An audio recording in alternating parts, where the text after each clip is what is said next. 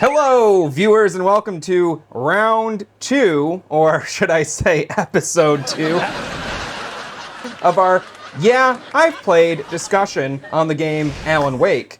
Now, in our first part, and if you haven't checked it out, there's going to be a link down below, or maybe we'll put one of those annotations in the corner. I think it's gonna, Matt, I think it's gonna be right over here. Yes, and I will flip the image so you're wrong. The little card. It'll be right here. So, if you haven't caught the first time, we covered the introduction of the game and chapters, or episodes. Episodes, Ooh, Matt. get it Hell. together, Matt. 1 through 3.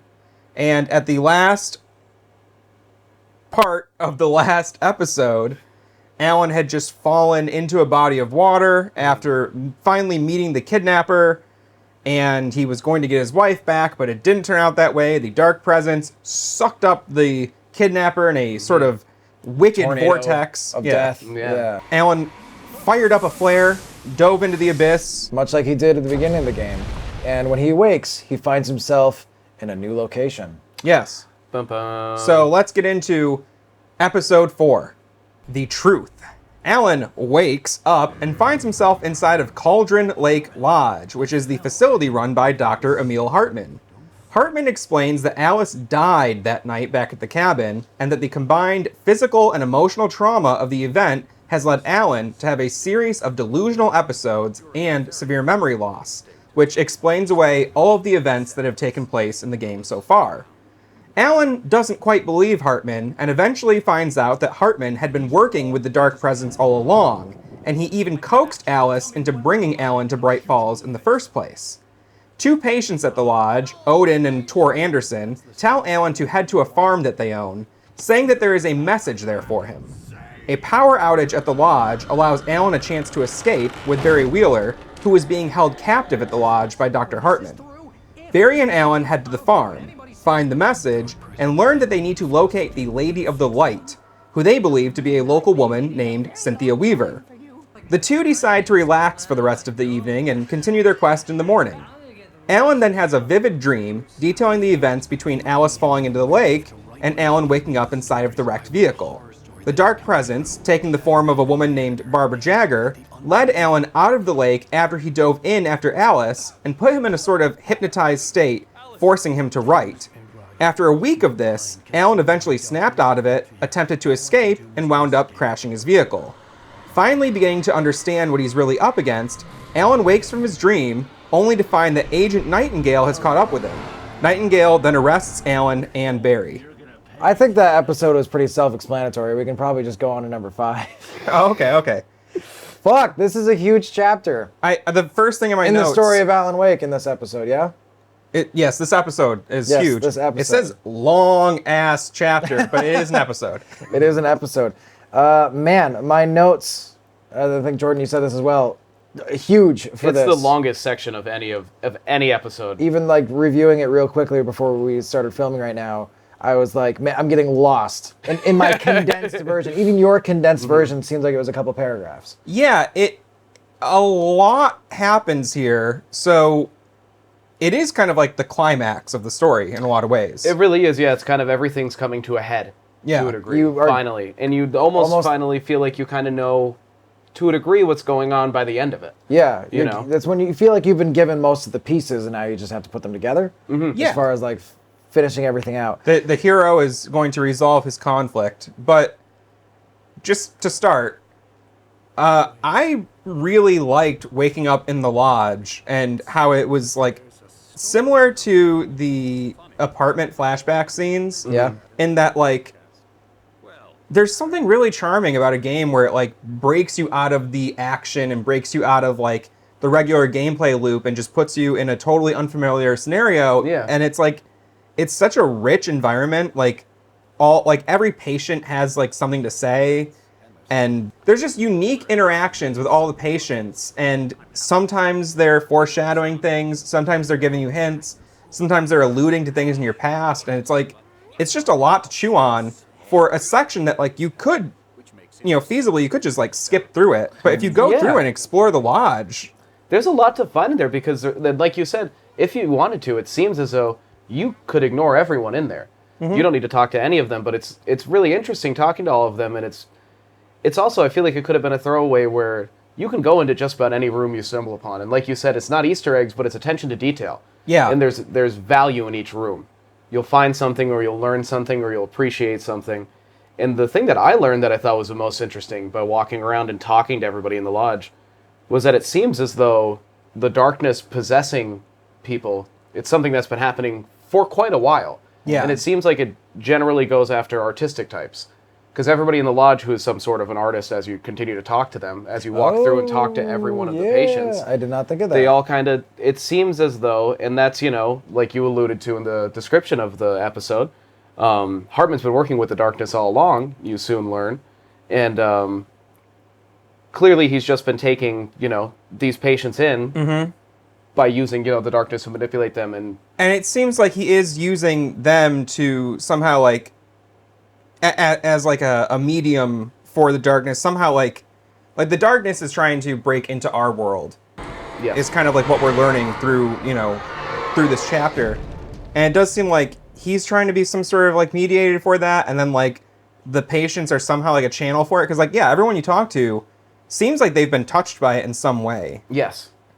Or are like aware of it in some peripheral way, where they're like Absolutely. talking about the shadows and, the man outside who was like Oh, it's painting just you. painting, yeah. Mm-hmm. That was eerie. Having that kind of moment of clarity where you like are in this almost like peaceful zone it's cool. That's something that I think is really refreshing, and it's a nice break of pace. If you've seen our previous and first episode of I've Played, we're going to link to it either up here or over there. So Matt, you can't thwart me in the editing. I'm going to be definitely correctly pointing at one of these ways. There was a moment in Senua's Sacrifice where you just feel like you're with your significant other and everything. Like suddenly you are, and everything's kind of okay for a moment before you're brought back into the darkness and everything is revealed once again. Where was I going to go with that? Someone's slamming doors. But I think what you're getting at, and I'm speaking for you, but there's a certain value to like quiet time in games. Absolutely. And sometimes in like survival horror, it'll just be like you're just walking through a corridor, and you do have a sense of comfort, and you're not necessarily going to be in danger. It's like a relief from the anxiety of the conflict. Absolutely. But some games, I think, like Alan Wake, make it so rich it's not just a break. That's what I was going to say. Yeah, sorry to interrupt you, Jordan. Go ahead. But I think the main connecting thread between all these things that we're talking about right now is that this section, more so than any other section of the game, is when you really realize that, oh my God, like the brothers are here, like the doctor has his point. This is kind of where I really started to realize that, like, oh my God, everything in this game has a purpose that's much deeper than like. It's not just a waitress, it's not just some guys No. at a diner. They're all people that are very significant in the story that I never expected to see again, aside from in that first... It becomes impossible to ignore at this point. Yeah. Yeah, absolutely. That everything is interconnected in some way. And even still, there's so much that we're going to get into after this that there's so much more dimension to it. It's just another testament to like the developers of the game and the writers, where it's like there's really no wasted time or wasted space. You know what I mean? Yeah. There's no point where I felt like, wow, this is filler. Yeah. Because you're always learning. Even if should- it's not fast-paced action. You should mention, so you're going through the lodge, and eventually you do hit the blackout. And you guys were talking about the hammer. We were Oh, talking my about goodness. the hammer. So I remember my perception of this, and maybe the series of like the order of these things happening, I might be off, but the way I remember experiencing it is that I found a manuscript, probably in the lodge, that talked about how one of the two Anderson brothers, I don't remember which one it was, it implied that he smashed a nurse in the face with like a hammer, and it was violent and it was scary, and I was like, oh God.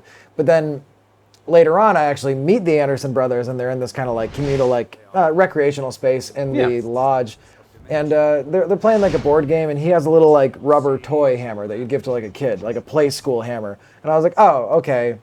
It was just like a funny thing. He just like, maybe he bonked them in like when he was having a moment. But then when we my get to this power outage, the Andersons facilitate your escape. They kind of like go crazy on the nurses, and they hold them off. But you see, he has a real ass hammer. Well, and he uses. It's really the moment for me when I realized that, obviously, you realize everyone's interacted with the darkness, but that Tor and Odin clearly have actually tried to like fight against it in the sense that you have to a degree at some point Yeah. in their life with their experience with it. Yeah. I don't feel like that was fully explored, but like it's really hinted at, like the fact that they knew about the Lady of the Light, the fact that they knew, you know, the message and the like they saved the manuscript page for you. Yes. Like it made me think like, okay, did like Thomas Zane at some point communicate with them? And I don't Convene even with know if them? we've like really introduced like the full concept of Thomas Zane just yet. So we'll get into don't that. 'cause really know what I it think is that's at that point. that's in the next chapter. Yeah, we Yes. haven't actually touched on I it. will note right now that a couple times during your interactions with those brothers, they do refer to you as Tom.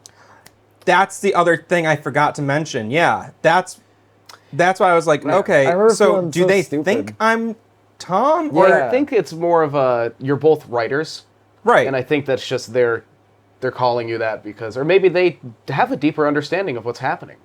Yeah, and I do think, and this is like kind of jumping way forward. I do kind of think that somehow within the hierarchy, Thomas switched places with Alan. You know, Okay. And in terms of like what their role is in relationship between the dark presence and reality. Oh, okay, so maybe not a literal transition, but like just like he took over the role of Thomas. It seems that way, and that was what I was beginning to like speculate when he called me Tom. Okay, yeah. I was like, okay, he knows I'm not Tom, and like I never introduced myself as Tom, but like No. they must be like referring to me for some reason, Yeah, and like which is- you know they'd have to have known Zane, because the other thing that, and again this is jumping forward, but Thomas Zane kind of disappears from reality. It's mentioned in the game that he was so famous and then he went away. Absolutely. And it's just like fell off for face of the earth. Anderson brothers to remember him by name. Because they knew him personally, it seems to be implied. Yeah. Just through the other things you've learned. I'm not sure if we've actually gotten there yet, because again, this is such a long chapter. Yeah. I believe we might get to it later on in this episode. Sorry. Stop. What, No. what I really love is that if you weren't really paying attention to those interactions, they were thought, oh, these two old goofballs, they just call me the wrong name, they think I'm somebody else. La-di-da, then you went off on your merry way. Yeah. It's we just keep coming back to this recurring element of like everything in this game is so deep and well thought out. Because I really just thought they were two goofy old guys, goofy characters, did a I. little comic relief, you know what I I mean? was Too. I almost was like- a little annoyed by them at first. As was I. I was almost like, oh man. Immediately my favorite characters, though. Yeah. With this chapter and what you end up getting to, because as Matt was saying, they end up facilitating your escape, Yeah. which is when they bash in a nurse's hammer head with an actual hammer. And they, yeah. To my memory, hammer. you don't see it. You see them by the nurse on the floor, and a hammer on the ground, and you're like, oh. And Shit's right real. right next to them, like the big orderly that you know was Oh, yeah. is like locked himself Somebody on the other called side of a door because hiding, he's yeah. afraid of them. Yeah, somebody Yeah. one of them refers to him as the gorilla. Yeah. Yeah. Alan does. Oh, He goes, oh, I see so you got your good. gorilla with you. I love that. So during the blackout and everything, and as you're escaping, you do eventually like confront Hartman, Yes. You do. and he's like trying to keep up the ruse for a minute. And Alan's like, nah. Yeah, and then Hartman gets like kind of sucked away, but you don't see Hartman die, Yeah, so what which I happens think is important to note.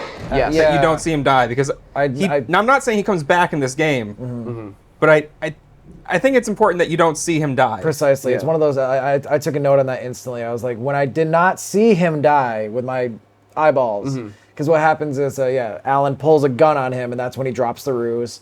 And I think he still continues to try to manipulate Well, yeah, you. he's like, all right, so Absolutely. you get it, the But- jig is up, but like, come Yeah. on, we could create something so, powerful Precisely. together. Yeah. So then you give him the slip, you lock him in his office as the darkness comes in from another Yeah. door, I believe, and then you... The darkness has been following you the whole time, I believe, like Yeah. slowly creeping Right. into the lodge. So you and Barry escape. It's fucked up that he was holding Barry hostage. Just locked Yeah. in a closet. Yeah, and also for God. comic relief, Barry is, throughout the rest of the game, carrying around the cardboard standee of Oh. Alan Wake. Yeah. And that's right. I like that he has it in there with him. Yes. He's got it. That's really funny. But the thing that really bugged me out was as you're leaving, there's like a giant metal ball. I think it's like some sort of giant lighting fixture.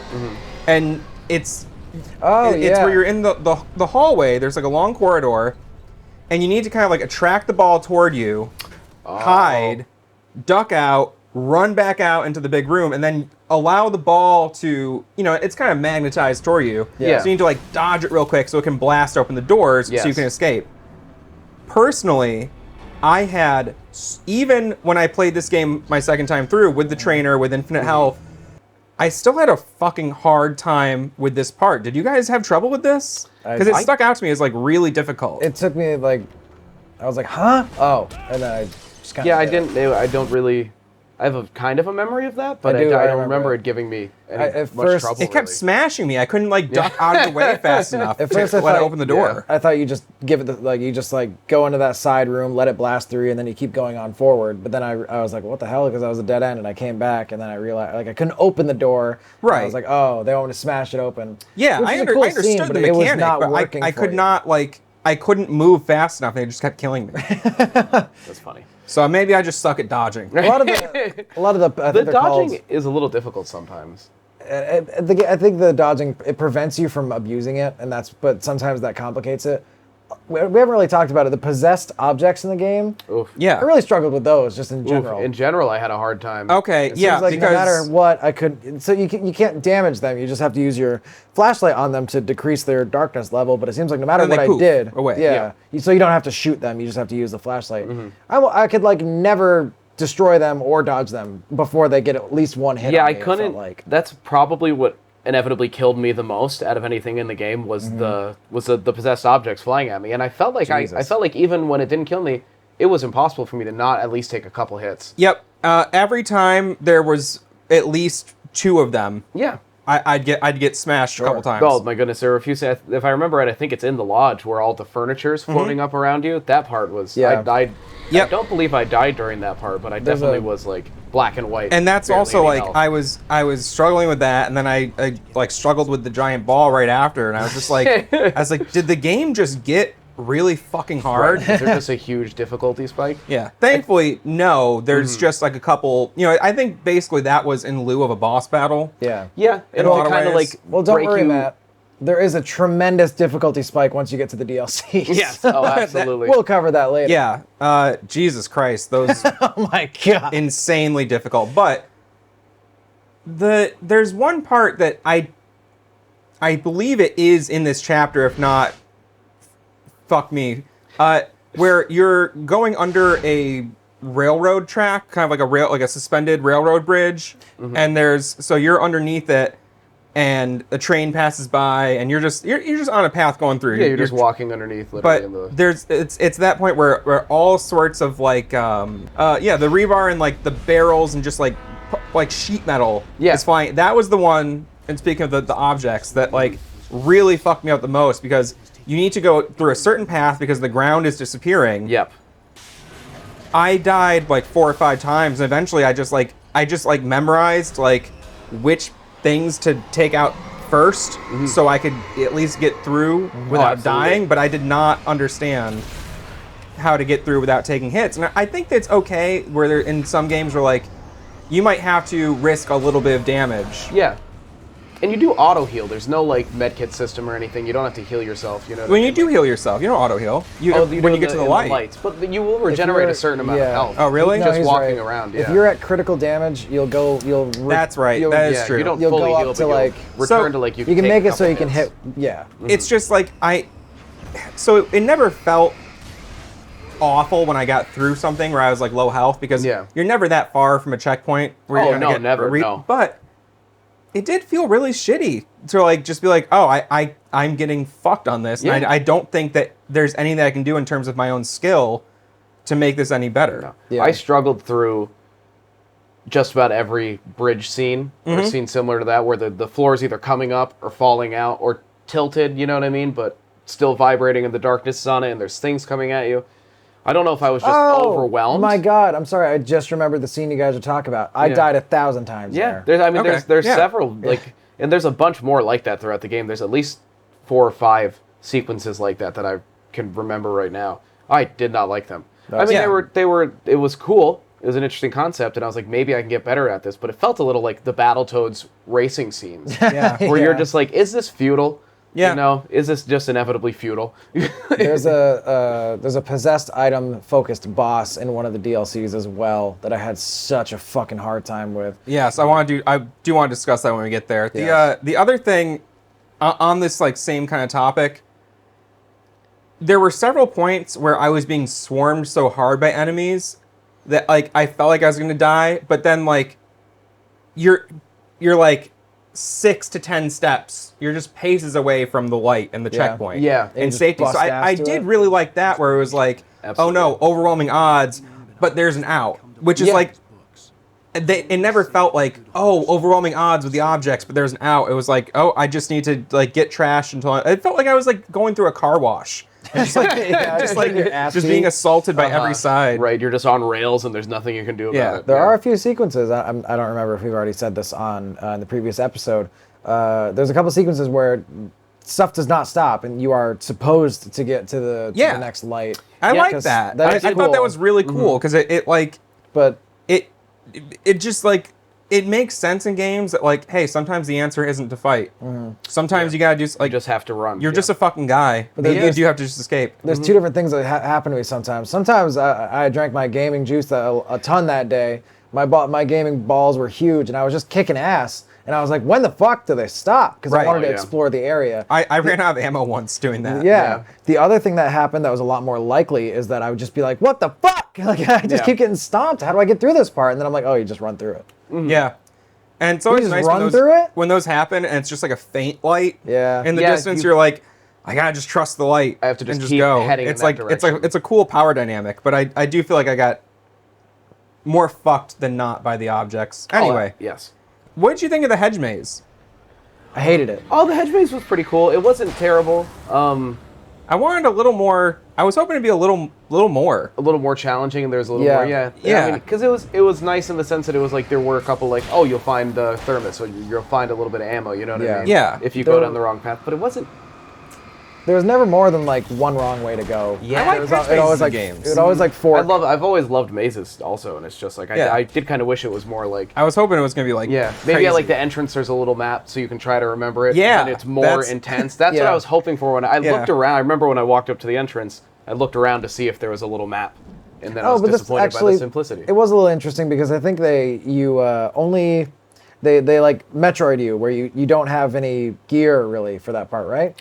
You're stripped down. I think you only had a shotgun maybe You lose all your gear, but you do slowly get stuff back. as you Yeah. work through it, which Yeah. it was made it a little bit more intricate. Because there's also the mini boss right there at the end of the hedge maze where you are fighting the orderly, like the possessed version of the orderly. Yeah. And I really liked his flavor dialogue, yeah. like the You get 2 pills in the morning, and then you'll be nice and calm. he was one of the more genuinely terrifying Taken versions of of an NPC. No, I agree. Like he stuck out to me his appearance, specifically. Maybe that like says something about how if somebody is actually like maybe like a kind of evil person, maybe their darkness version of them is just a lot more amplified. Yeah, it's like maybe it's He also just seemed like an evil milkman because of his outfit. He did have a silly right a little bit.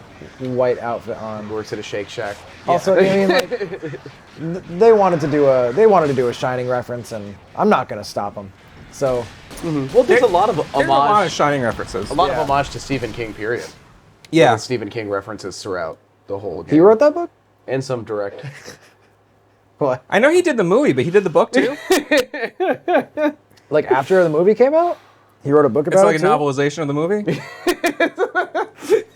It's fucked up, but those. In reverse, specifically. Yeah. What? It is always funny to me when there's a movie based on a book and then a novelization of the movie. I was gonna say that's so funny. I was gonna say that So shit goofy. happens. It happens because you gotta, it's like a product to sell. Like Yeah, you just gotta keep Spider-Man, selling like stuff. yeah, like when Spider-Man came, the first movie with Tobey Maguire came out, there was like a book version of it. My brother is a huge Spider-Man fan. He read it. He's like, "That was bullshit. That was the worst It's Spider-Man." even thing worse I when it's ever actually read." when the movie's based on a novel, though. Yes, Because you, and you it's just like- do a dumbed down novel. How many degrees of separation are we gonna get from the original source material for no good reason? So, eventually, after everything else, you do reconnect with Barry, and y'all head to the Anderson farm. and there's some vehicular combat here. Yeah. Yeah. I liked that. I thought the vehicle, aside from which we addressed last time, the fucking weird Driving. right stick camera. Yeah. The driving itself was fine. I liked that the vehicles felt different. They all seem to handle uniquely. Yeah. They did, which was interesting.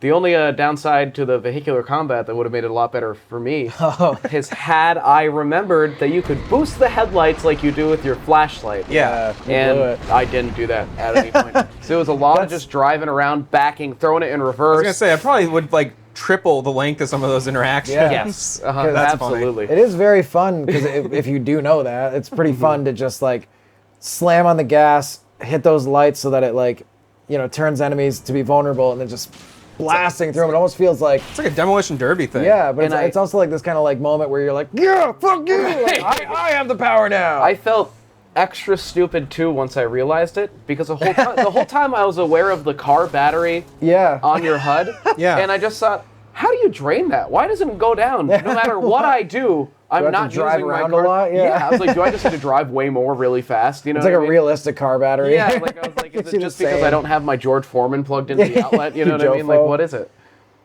That's really dumb. It wasn't until I realized it because in the DLC it re-teaches you how to drive Right. the car. It is man. the kind of thing where it comes up on screen for like 3 seconds, and you're like, cool, all right, I'm driving now. Yeah, It was probably another moment where I was like, oh god, okay, what? Huh? All right, yeah, get in the car and drive. And well, because there's other moments where it will kind of like prompt you to press a button. Yeah. And it would have been nice if in the comment, as I'm driving up on my 10th enemy with no boosted headlights, it was like, hey, click A to boost your like, headlights. oh. Like, I would have been like, whoa! Some games do that now. It'll like smart Yeah. detect if you're not doing the thing. Yes. Yeah, I think that's helpful because Yeah. it is all too easy sometimes to miss a mechanic, especially because like when I first got into modern gaming, like I took a break from gaming, like I missed basically from like GameCube up to like the end of the PS4 era. Like I didn't play anything. Yeah, it's a big gap. Yeah. And so like when I first started getting into like more modern gaming in like 2017, 2018, Did you have to like relearn how to do shit? well, it was just like, I was like, holy shit, like, control schemes have gotten bonkers. Oh, absolutely. And the one thing that, like, bothered me when I was first introduced to, like, Xbox 360 and stuff, like, back in the day when my roommates had one. So I wasn't unaware, but I didn't play the games. I saw it. Yeah. And I remember playing, like, Oblivion for, like, 10, 15, 20 minutes. Mm-hmm. And I was like, why is the text so fucking small now? Oh, Like that sucked. That all the was HUD there. text and like, now I have enormous TVs that I got for free. Right. 10 years ago or whatever, they weren't as abundant necessarily. So a lot of people were still playing on like smaller, older TVs that weren't like equipped for HD stuff. And Yeah, that happening all the fucking play. time. I used to play Fallout at my house. We'd hang out in my room, and I had a little CRTV that was maybe 13 inches. Yeah. Maximum. That Yeah. we would Oh play my God, I Fallout remember 3 that. on. a CRT. Uh-huh. Oh God. And it was rough. I'd be sitting in my bed 10 feet away from it, just like- playing Fallout 3, barely able to read anything that's going on. I didn't hotkey anything for years, you know what I mean? Yeah. Never favorited anything. God. Yeah. Oh God. When I first started playing Skyrim, it took me like 6 months to realize I could favorite Yeah.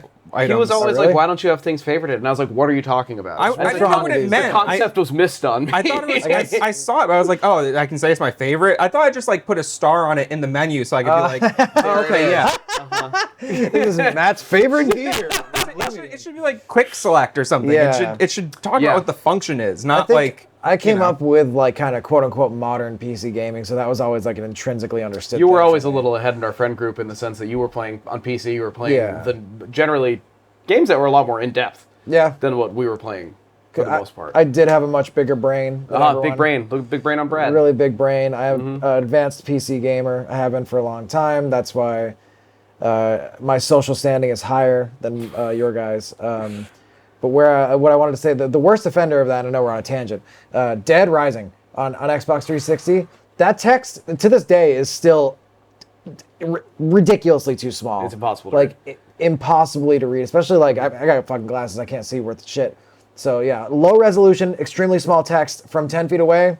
Never knew what was going on in that game. All that to say, yeah, I could see how like it'd be helpful to get a couple reminders here and there just of what some of the buttons do, because Yeah. sometimes the control schemes are so much more complex than Yeah. light attack, heavy attack, jump. Well, the car interactions are there's so few. There's like a lot of space in between them. Oh yeah, Yeah. and So there's you only do have like to- 3 or 4 like areas with car combat. Yeah, it's not like that was kind of new at that point. You know what Yeah. I mean? That was the first real big specific car combat scene. You know, where I'm sure you could have hopped out of your car and done it on foot, but it was a fucking lot of. I did Yeah. for a little while, and Yeah. it sucked because I wrecked a car and I wasn't close to another car, and I also was just kind of like, confused because I like I said before, I played with the HUD off because I wanted to capture Yes. footage without the HUD, so I didn't remember that there was a compass. Yeah, telling you where to go. That field is way bigger than it seems when you're on foot. Oh, I bet, yeah. And I don't know if this is the moment that you want to talk about it, Matt, but you've done a lot of deep diving on the history of every Remedy game. Yeah. And you said that this Alan Wake, there was moments where it was supposed to be an open world Alan game? Wake was originally developed as an open world game. It just didn't really work. Yeah. And so what they did was they found ways to segment off the world, and using the day-night cycle of like, okay, there will be like the story time and the quiet time in between, that's usually daytime, Yep. combat sections at night, and we can even reuse some of the same maps and everything and have a completely different flavor depending on whether it's day or night.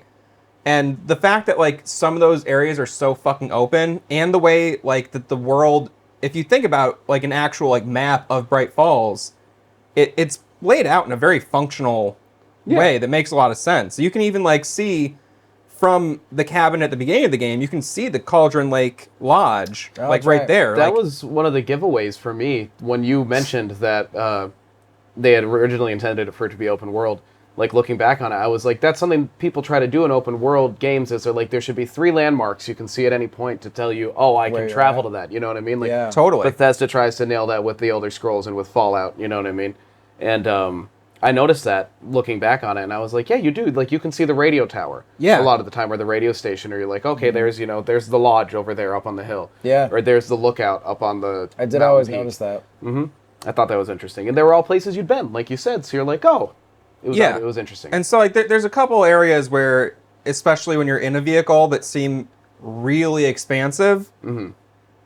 That's like the leftovers from that, because they're just like, well, we have the maps. Let's just fucking Yeah. break them up into levels. Because every time you drive, there seems like there's little houses. Every time you stop, there's something in there. I remember when Yeah. I first, The manuscript or- and maybe it was in this this episode, when I first realized that, I know it sounds silly, but like you can get out of the car whenever Yeah. you want. I like that. I didn't realize that at first. So Absolutely. when I realized that you could just press the button and get out of the car whenever you want it, not just when you're at your destination. I don't know why I thought that, but I was like, oh my God, there's so much stuff that I just drove by because I thought Yeah. it was a setting. You know what I mean? Just like Right. set pieces. I hear you. But no, and I'm not going to say those wide open areas, I did try to explore a lot of them.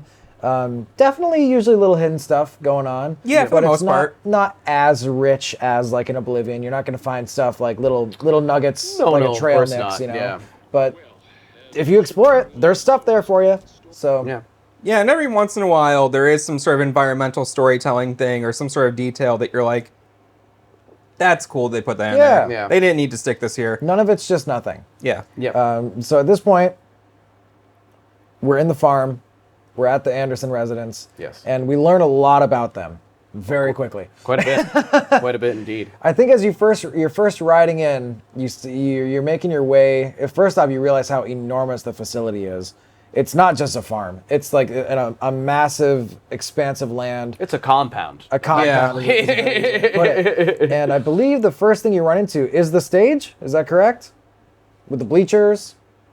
Or am I It's wrong? not one of the first things, because the vehicular combat comes 1st. Mm-hmm. I don't know the exact order of events, I can't remember. but you either. and moment Barry of a do blur. explore it together, and it's like it's its own. It could be its own episode, like just sure. No, it did. That's why this felt so long, I feel like, because Yeah. with the rest of the episodes, you change location. Yeah. For the, you know what I mean, beginning or end of the episode, that's how it opens, and you change location. That Abernathy farm almost feels like 2 separate locations. Yeah. because the lodge is pretty sizable. Yeah. The trip to the farm's pretty sizable. Mm-hmm. Exploring the farm is sizable. And the farm has, like the exterior and the interior both of all the buildings and, Yeah. and the fields, huge. Let's just talk about when you do eventually get to the stage, Barry has set things up in such a way that he's wearing like Christmas lights all around Yeah, himself, wrapped and around he's his like whole body. He's gone from being like a total baby about the whole His situation pants baby, yeah. to being like so excited by it because he's starting to realize the rules. He's like, oh, if I have light, Yeah. I can. Which also he still needs to kill them once. Yes. Yeah.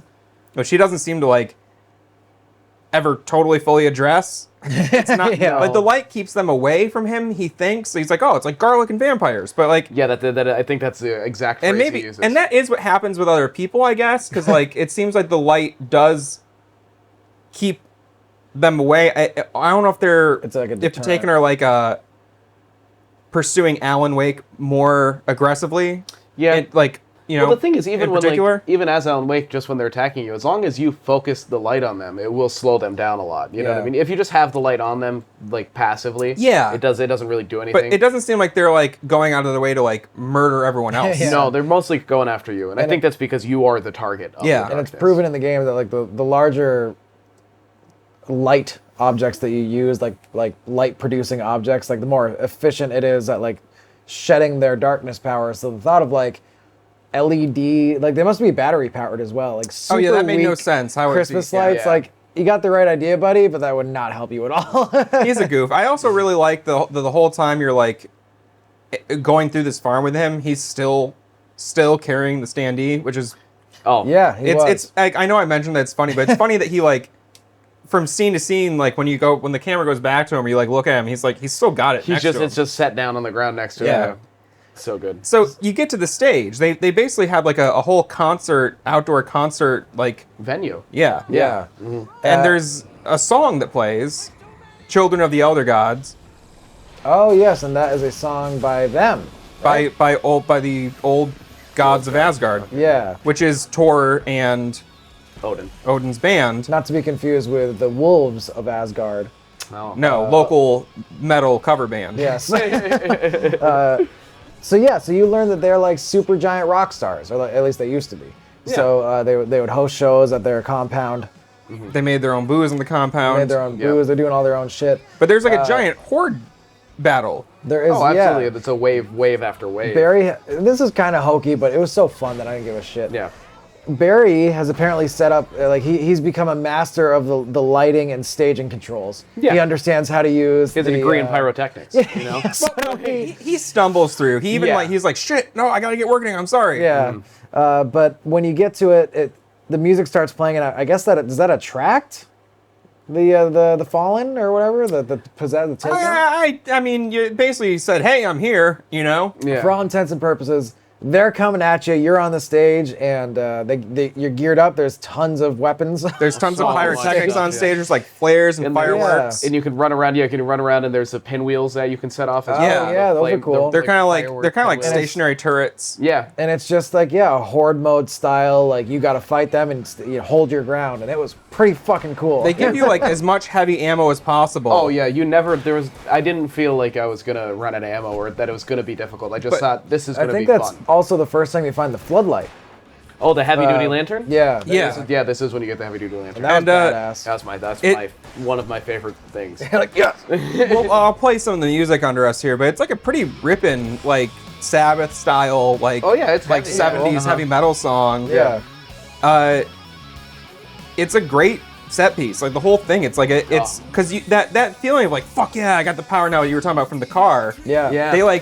They gave you some of that and then built on it way harder for this like giant battle, which is like kind of the climax of the standard combat in the game, where you're Yeah. and it goes on like 3.5, 4 minutes. It's like the length of the song. Yeah. It's a pretty solid little. It had a couple of section. dicey moments. I almost didn't make it. Yeah, You know what I mean? I It was- definitely it was ran over harrowing. to those pinwheels in a panic a couple times. Like, You know, oh! Totally. like activate. Yeah, even though Fucking you're like hide. loaded to the gills with all sorts of shit, like they're persistent. And there's heavies and there's like there's also like lighter enemies that can kind of like sneak up on you much And faster. something I don't know Yeah. if we've touched on totally, but from a distance, they're almost constantly throwing axes at you. Yeah. They're throwing something at you. If Man, you're those hit me like so many slacking times. even for a minute, you know what I mean? You're But gonna those- catch one to the back of the head. Unlike the birds, it seemed like those had a really distinct audio cue that I could always know was coming. And it would occasionally give you like the quick slow mo where it's like Yeah. Oh, And yeah. you're like, and then you dodge. You Yeah. know? But So that scene was sick. Yeah, I do want to talk about this for a moment. The old Gods of Asgard is a fake band that was developed for the game. Oh, no Okay. kidding. It is actually Poets of the Fall. Shut the fuck up. They did that song too?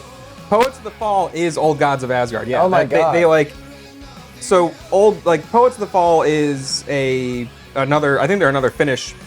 They're art- Finnish. Yeah, they're like a alt rock band. Yeah, it's Their two biggest songs are called Carnival of Rust and Lift. You might have heard those songs. I had heard them because my high school girlfriend, that was her favorite band. and that's so interesting to me. So they did the theme for Max Payne 2.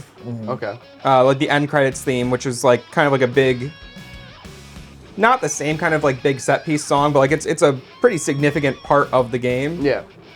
And then for Alan Wake, they basically created this like fake classic rock kind of band. That's pretty cool. And the developers, Sam Lake in particular, longtime friends with members of that band. Okay. And so as the band was forming, they were like, oh, it'd be cool if like, I work on video games and like you work on music, we could collab somehow. And like the band formed right as he was like, can you do a song for Max Payne 2? We're almost done with the game. That's sweet.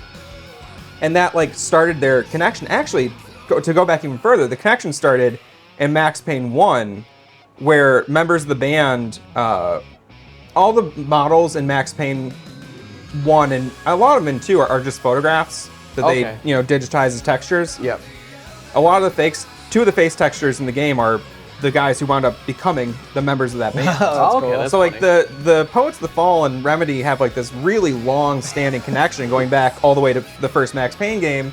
Yeah. But There's that one scene in Max Payne 1 where they said, oh no, all the poets, they're falling. and it was then the guy said, so good. wait a minute. They tucked that idea away for Yeah, later. Yeah, the idea. Yeah. So You said that silly, I'm sorry. I was trying to talk like a Finnish guy. Oh, okay. Not It was really. Convincing. So it's just interesting that the Remedy like kind of like ensemble cast of like I think about things like Best in Show, A Mighty Wind. Do you know those like improv comedy movies? The Best in Shows with it's the dog show, right? Yeah. Yeah. And like Wet Hot American Summer. or that kind of thing. Like Yeah. that's all the folks from the state, I believe. Yeah. Where there's like it happens a lot with sketch comedy groups, but there's like these ensemble casts where you get like the same people together and they all kind of Yeah. like Oh, okay. do these things. It's like it's cool that you're seeing that like ensemble style with Sam Lake writing, the developers from Remedy and James McCaffrey, the voice of Max Payne, is also back in this game. And the Poets of the Fall are back in this game. You're seeing that like the kind of ensemble cast build, and then over the course of the next few Remedy games, those people all stay on board, and new people that come in, like new people that came in for Quantum Break, stayed on board for Control. Has been the most impressive thing to me, is with like the very toxic environment that like has come to light recently in the gaming industry. Yeah, with so period. much like crunch and abuse the of fact employees. that they've been willing to, able to not just like maintain this continuity in the story, but they're able to do it because they're keeping all of their employees. Yeah. And they're, they're keeping all the people who are working on it. They want to continue to do this. It feels like a real passion project. Once you started really telling me about how deep a lot of this stuff goes. Yeah. Because it's wild. It's wild. It's really like almost Lord of the Rings level. You know what I mean? Like branch offs and Yeah, you big know. time. And so, like, to accompany this game, there's actually a Poets of the Fall song that is not one of these 2 Old Gods of Asgard songs. Yeah, is that one War? Is that I think what it's called War. Yeah, I listened to it. There's an Alan Wake music video Yeah. where the actor, whose name I cannot remember, I'll put it right here because I probably can't pronounce it either. The voice actor of Alan? No, The character model. yeah, like the actor who portrays him. So up until Quantum Break, the same voice actor and face model was never the same person Okay. because it didn't work that way. So it doesn't work out. Yeah. Sometimes you Technology, sound like this. it took a long time for the technology to catch up where that was easy enough to accomplish. But the actor who portrays the model, for Alan Wake is in the video, and the video is almost like a dramatization of the events of Alan Wake. Oh, that's pretty cool. And like the band members are kind of like dressed up like the Taken. Oh, that's Ah, sweet. that's sick. I'm gonna have to watch that when I get home. I think Yeah. I listened to it. I don't think I watched it. But Matt, that's not where the extent of Poets of the Falls affiliation with this game ends. Oh. No. There's another song. Is that what you're getting at? That's what I'm getting at. So yeah, eventually once this battle's over, Mm-hmm. you get into like a little cabin, like the Like farmhouse. their home, I Yeah. Yeah, suppose. see, it feels like a camp. Yeah. You know. And that was a fucking cool little like place to explore. Yeah. Oh, absolutely. Yeah. I think I've loved every building. I accidentally went to the place you're supposed to go first, so I didn't really get to Oh, explore yeah. it. But like what I did get to look at, I was like, this is cool. There's like a bunch of like Viking paraphernalia all over the place, Mm-hmm. like giant shields, Like old tour axes. posters of theirs and shit. Yeah. Yeah. And, like nothing. interesting It's and if I remember correctly, like all of it's like none of it's like blurry text that you can't read. It seems like it was all real stuff, like as if it were a real poster, not just like a quick thing. No, yeah. that's No, there's made. like dates and Yeah. venues and stuff. It's like I mentioned earlier, it's attention to detail. They have such attention to detail. There's nothing in there where you're like, oh, they really kind of slacked on this one. You know what I Yeah. mean? Like they didn't really put the effort into this room. It's not like in games where you walk in and it's just a bunch of cans with like blurry label, blurry label. So the power is off initially when you first get into the cabin. You have to go up Yeah. into one of the rooms and reactivate it with a circuit board, not circuit board, Generator. the generator breaker, whatever. And is that what prompts the record player to begin playing the song? Yeah, I think it just starts going. I think it kicks on. Which is the message that the Andersons mentioned to you, like, you know, there's a message there oh, for because you. it's The song. it's looping. Just that segment of the portion of the song that has the lyrics, that is the message. Right. That part is looping on the record player. Yeah, eventually there's a cutscene where Alan like resets the record and you listen to the song in full. Yeah. And him and Barry get pretty fucking sloshed. They get tanked in like a very. This whole section, like I don't know, it works. It's so cool that it works as both like the comic relief, like, and that like it's like a moment of respite or respite, however you say that. and also, fucking like, word. But also, relatability. Kitten's here. He loved Alan Wake, by the way. He really Kitten did. was really into it. Big But fan. It was just cool that it worked as that, but it also progressed the story heavily. And Yeah. I took in my notes that. Do you guys remember the lyric from the Poets of the Fall song? The It's Lady in of the the- Light is the song, I believe, right? Yeah. Yes, And it says something Lady of about the Light. find the lady of the light or whatever, Mm-hmm. and like. It's like to stave off the night or something, and it's like it's so fucking cool that like I was just baffled by this. Like it's not unheard of like think about Halo 2. We were just talking about this yesterday when we were streaming Splitgate. Awesome game. Check out Splitgate. It's free on Steam. In Halo 2, which one of the maps in Splitgate is modeled after, they have a song from Breaking Benjamin that plays. It's It's polyamorous. yes, by Breaking Benjamin. Hold on, wait, I remember it. My polyamorous friend. Why is that? Why do you say that? It was their first Oh giant yeah, hit. you're right. Yes, I'm just making fun of that shit ass band. Yeah, I forgot that that was strange. It's called "Blow Me Away." That's the name of the song. And like you go into this giant room where there's tons of bad guys. It's a huge battle, and that's like it has this big butt rock riff. And I remember seeing that, like hearing that as a kid, and shitting my pants.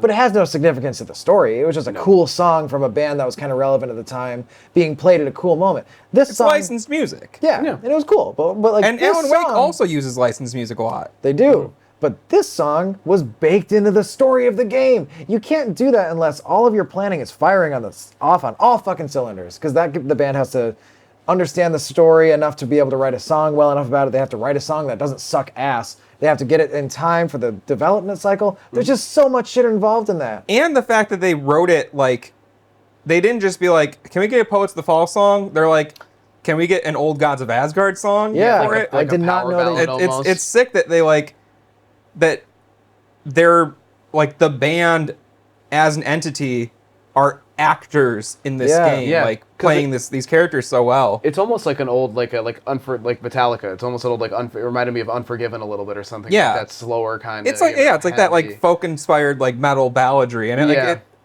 it was really.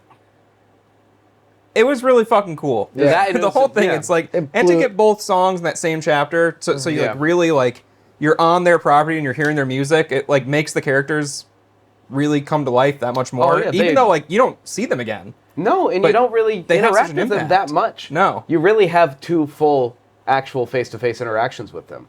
And that's it. Yeah. You know, but they had they're my favorite characters from the game entirely because of how good this section of the episode was. They're, going through the farm and the interaction in the lodge, and it was just they're great. Their development totally subverted my expectations for those characters. I thought they were going to be kind of tropey, like, we like rock and roll, chaos, man. Yeah. And like that. Looking like Judas Priest. Yeah, and like that, as a guy who appreciates heavy music, I'm like, that's so tired. That's like, oh, there goes the goth guy, and he's got the makeup, like a lipstick on, and he's got like chain, and like excessive. Like it's a caricature of the of that stereotype, and I was just like, what's fine. I'm not offended by it, but I was like, that's kind of tired. But fuck that, that's not what it was at all. No. It had so much layering and so much characterization and character development that went into it that I was like, this is badass, and I'll never forget about it. So you did mention, like, basically you listen to the song, and then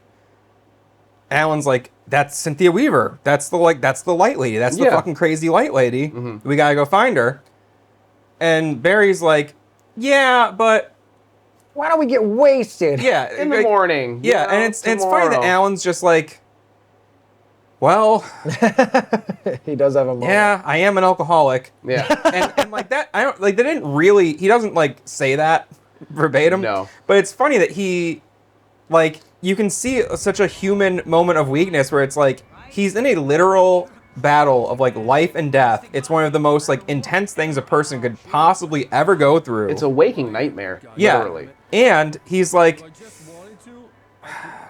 yeah, I'll have a drink. Yeah. And he hasn't. I didn't think Other of than that. being knocked unconscious, he hasn't slept in days. You Right. know what Yeah. I mean? So it's like it's just hell that he's So going it's through. it's very, you know, I think that really only worked, or didn't even, you know, it I could see you not questioning it because it's just like, it's what happens. It was like, a very it's relatable fine, but like moment, it's though. also like he has a dependency on alcohol. Yeah, that they kind of keep poking at, Yeah. hinting, and alluding to throughout the game. One thing that did kind of seem a little confusing to me, and I may have read too deeply into it earlier, but when the Anderson brothers talk about the moonshine earlier on, they talk about it as though it's almost like ayahuasca or something. Oh, Yep. It's going to they make you do. see. And then the two of them just start drinking it real casually. Barry's just like, I'll throw it back. Who gives a shit? Because they didn't, You know because what I they mean? didn't believe that for some reason. Yeah, which I didn't get. I didn't. It was They're in these crazy black that was bottles. one weird. Well, he does say at one point, he's like, "Whoa, what did they put in this stuff?" Yeah. Because I think he starts Yeah. to feel it, but they, Barry says, "Oh, fuck." don't- for it's- as much as they like did take the Andersons seriously, It was weird to me that was one thing they didn't believe. Yeah. Despite- you're like, okay, there's a dark presence possessing people, and like a spaceman coming from the moon trying to talk to you, and you're like, I don't know if this moonshine giving me visions thing. Yeah. It seems a little out of left field. but it does Yeah. give you a vision. And Absolutely. so this was another really interesting part of the game to me where, you know, this isn't the longest game. You can get through it in like 10 hours pretty much. you played through it in a full day Yeah. in order to, yeah. And I So- mean, admit it's got to be all you do, but Yeah. you could do it. There's a first person section. Yes. Oh, that was so weird. Yeah, that was cool. And it was, you know, what was funny to me is that, like, so you're basically watching the events of that first night at the cabin from a from like new from you're like, yeah, you're like an out of body experience where you're like tripping and watching yourself. Yeah.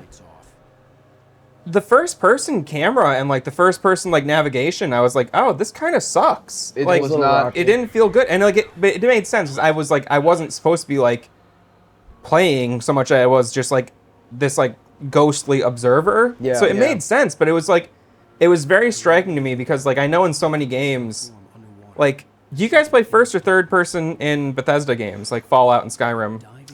I usually go first person for the bulk of it. I'll switch to third every now and then, especially if I'm using like an unarmed character or a melee Yeah. build.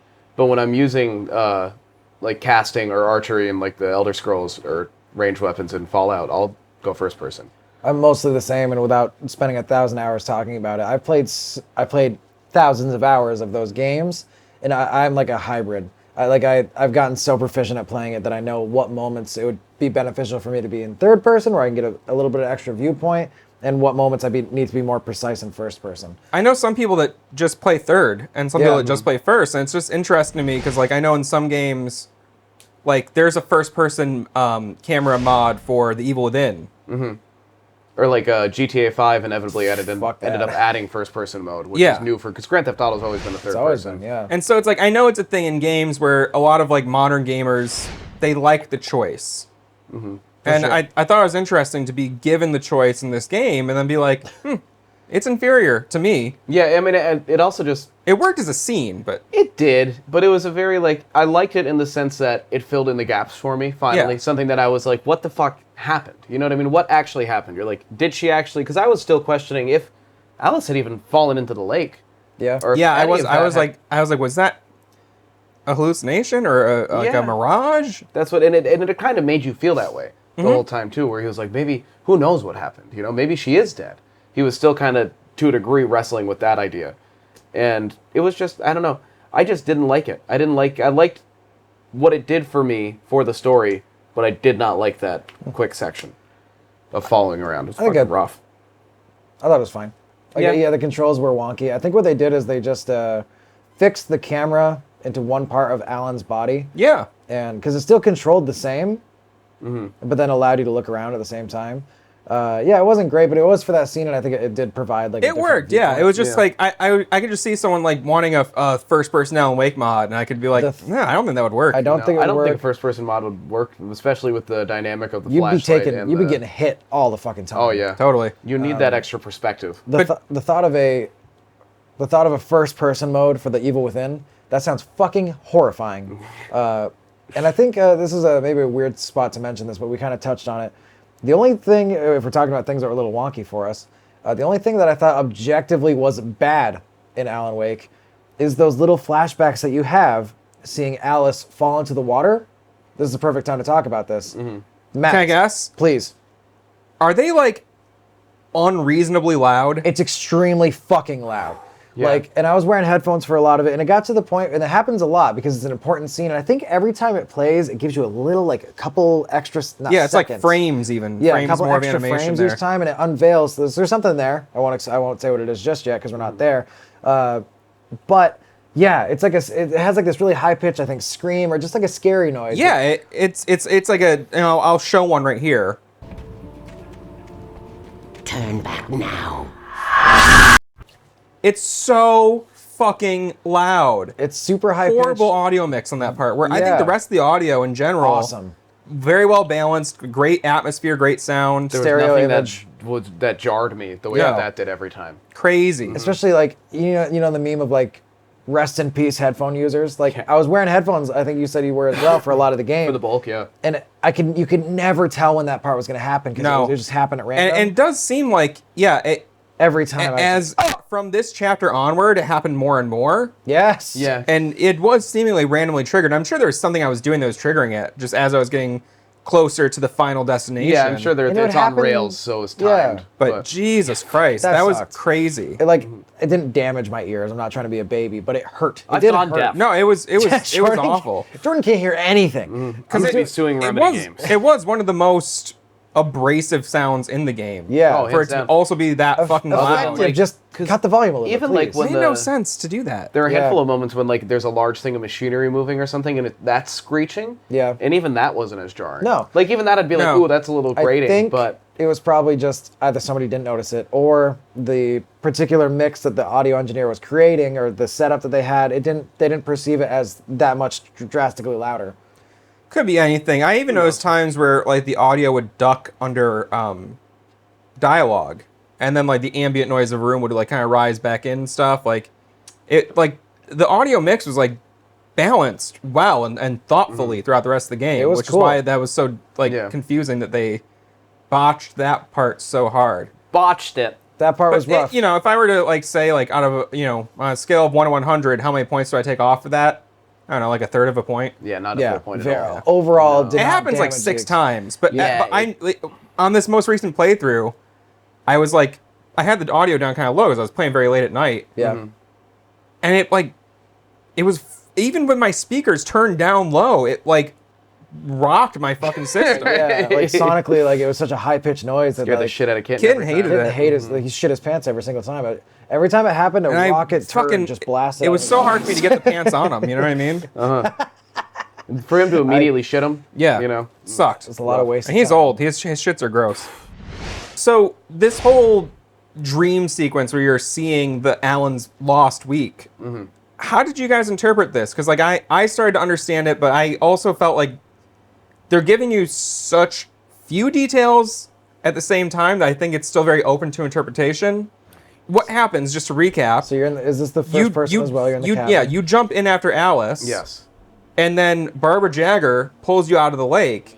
And it's Oh, like, okay. maybe she's inside Alan. Yeah. And then she like sits you down at the typewriter and you're forced just to like write for like a full week. And then you start to realize I can make my escape, but she has you in this zombified state. Yeah, which the zombified state wasn't clear to me because I had written down where I was like, why are you just so easily just following her? Yeah. As though you are like, as soon as she pulls you out of the water, I don't know if something happens in the water, but as soon as she pulls you out of the water, you're just like, It's like she has you like in her like grasp. which Yeah, could just like, be something to immediately. do with, because obviously that place, Cauldron Lake, as we've learned, the lodge there, I mean the cabin there, it doesn't exist. right. In Everybody the you real talk to, world. even like right after the end of that first chapter, like everyone's like, I think You so. can go you're and crazy. visit it. There's Yeah. no. You go to it and there's nothing there. Yeah. So she's having you write, and at a certain point, I can't tell if you just realize that you start to become aware of what you're doing, and you're like, Yes, why that is am what I doing happens. this? I think, But it seems like you kind of start to grasp that what you're typing is affecting what's happening. Like you seem to kind of start to wrap your head around. You're like, oh, I'm creating this reality to a degree. I think that's just based on Alan's resolve and his like mental strength. Fortitude. Yeah, Yeah. I don't think anything leads All you the back booze out of rotting it. away. Yeah, so he wasn't after a whole week of all the alcohol being drained out of his system, he's like, he suddenly realizes snapped out of the fog. a new post nut clarity that he's never, no man has ever achieved. PNC. The thing that was crazy to me is like he runs out of the cabin, gets into his car, and then fucking just crashes his car. Like Oh, almost immediately. it's scary to think. Like that's when I was like, oh wow, like that's Oh, why he was yeah. like so fucked up because Yeah. he had just like broken, or not even fully broken, but it just like started to pry himself from Jagger's for spell. effectively like a coma. Borderline. Yeah. Like, and he's coming out of Like, it. he could not you walk. can see him too. He's wobbling the whole way. He's dragging himself. You know what I mean? It was, Yeah. It was really like it's in that better get in moment a where you're car. like, fuck, that could have just been the end of the game. Yeah. Alan Wake dies in a car accident. the game. The game. That was the subtitle. Come on, he had a family member die in a car accident, so he's very sensitive sorry, about kiddo. that. He gets pretty upset. Anyway, you get out of this fucking dream. You wake up. You Alan wake up. And Nightingale is like, I gotcha. And the thing that I thought was really funny about Nightingale is every time he sees you, he calls you by another author's name. I hate Yeah. that shit. Oh. Really? I thought Hemingway. it was funny. No, All right, Come on, no, H.P. Lovecraft. Right. Listen to your Edgar Allan Poe. Who do you Stephen think you are? King. Dean Koontz over here. Listen to your J.D. Salinger. I don't know. I don't know enough S.C. authors' Lewis. names. Bret Easton Ellis, you creepy fuck. But Mike Mignola. yeah, I fucking in hate the Nightingale comics. too. But he does. He wakes you up, gun in your face, and he's like, let's fucking go, Hemingway or whatever. And what's funny is that he doesn't shoot you, but he arrests you. And if I recall correctly, there's read a manuscript page where I think beforehand where it tells you that that's going to happen because obviously the manuscripts foreshadow often, and it says from Nightingale's perspective that he almost just shot you Yeah. on the bed while you were asleep, but then was like, I need to see what's going on. He I needs need to- answers. He can't just kill you and have it be over because he doesn't know what's happening. And so that's the end of the chapter. And I do want to talk for a moment about Nightingale. Yeah. So is Kitten. Do you guys understand why Nightingale is pursuing you? He's, to my understanding, effectively just found a page of the manuscript that detailed his death or his demise. It's a little bit more than that. Okay. Yeah, if you want to... Do you have any input? I've played all the way through the game. I do not know why. So I think this is something that I picked up from the Alan Wake Files book, But essentially, which is a PDF that's in the game if you purchase it on PC, right? yeah, and you can find it also just like free online. Okay. It's again, just to recap, Clay Stewart from the beginning of the game, from the tutorial, was having recurring Alan Wake dreams and became obsessed with the events at Bright Falls and wrote a book that interviews a lot of the subjects from the game and also does he did background checks on everybody and tried to figure the whole thing out. Right.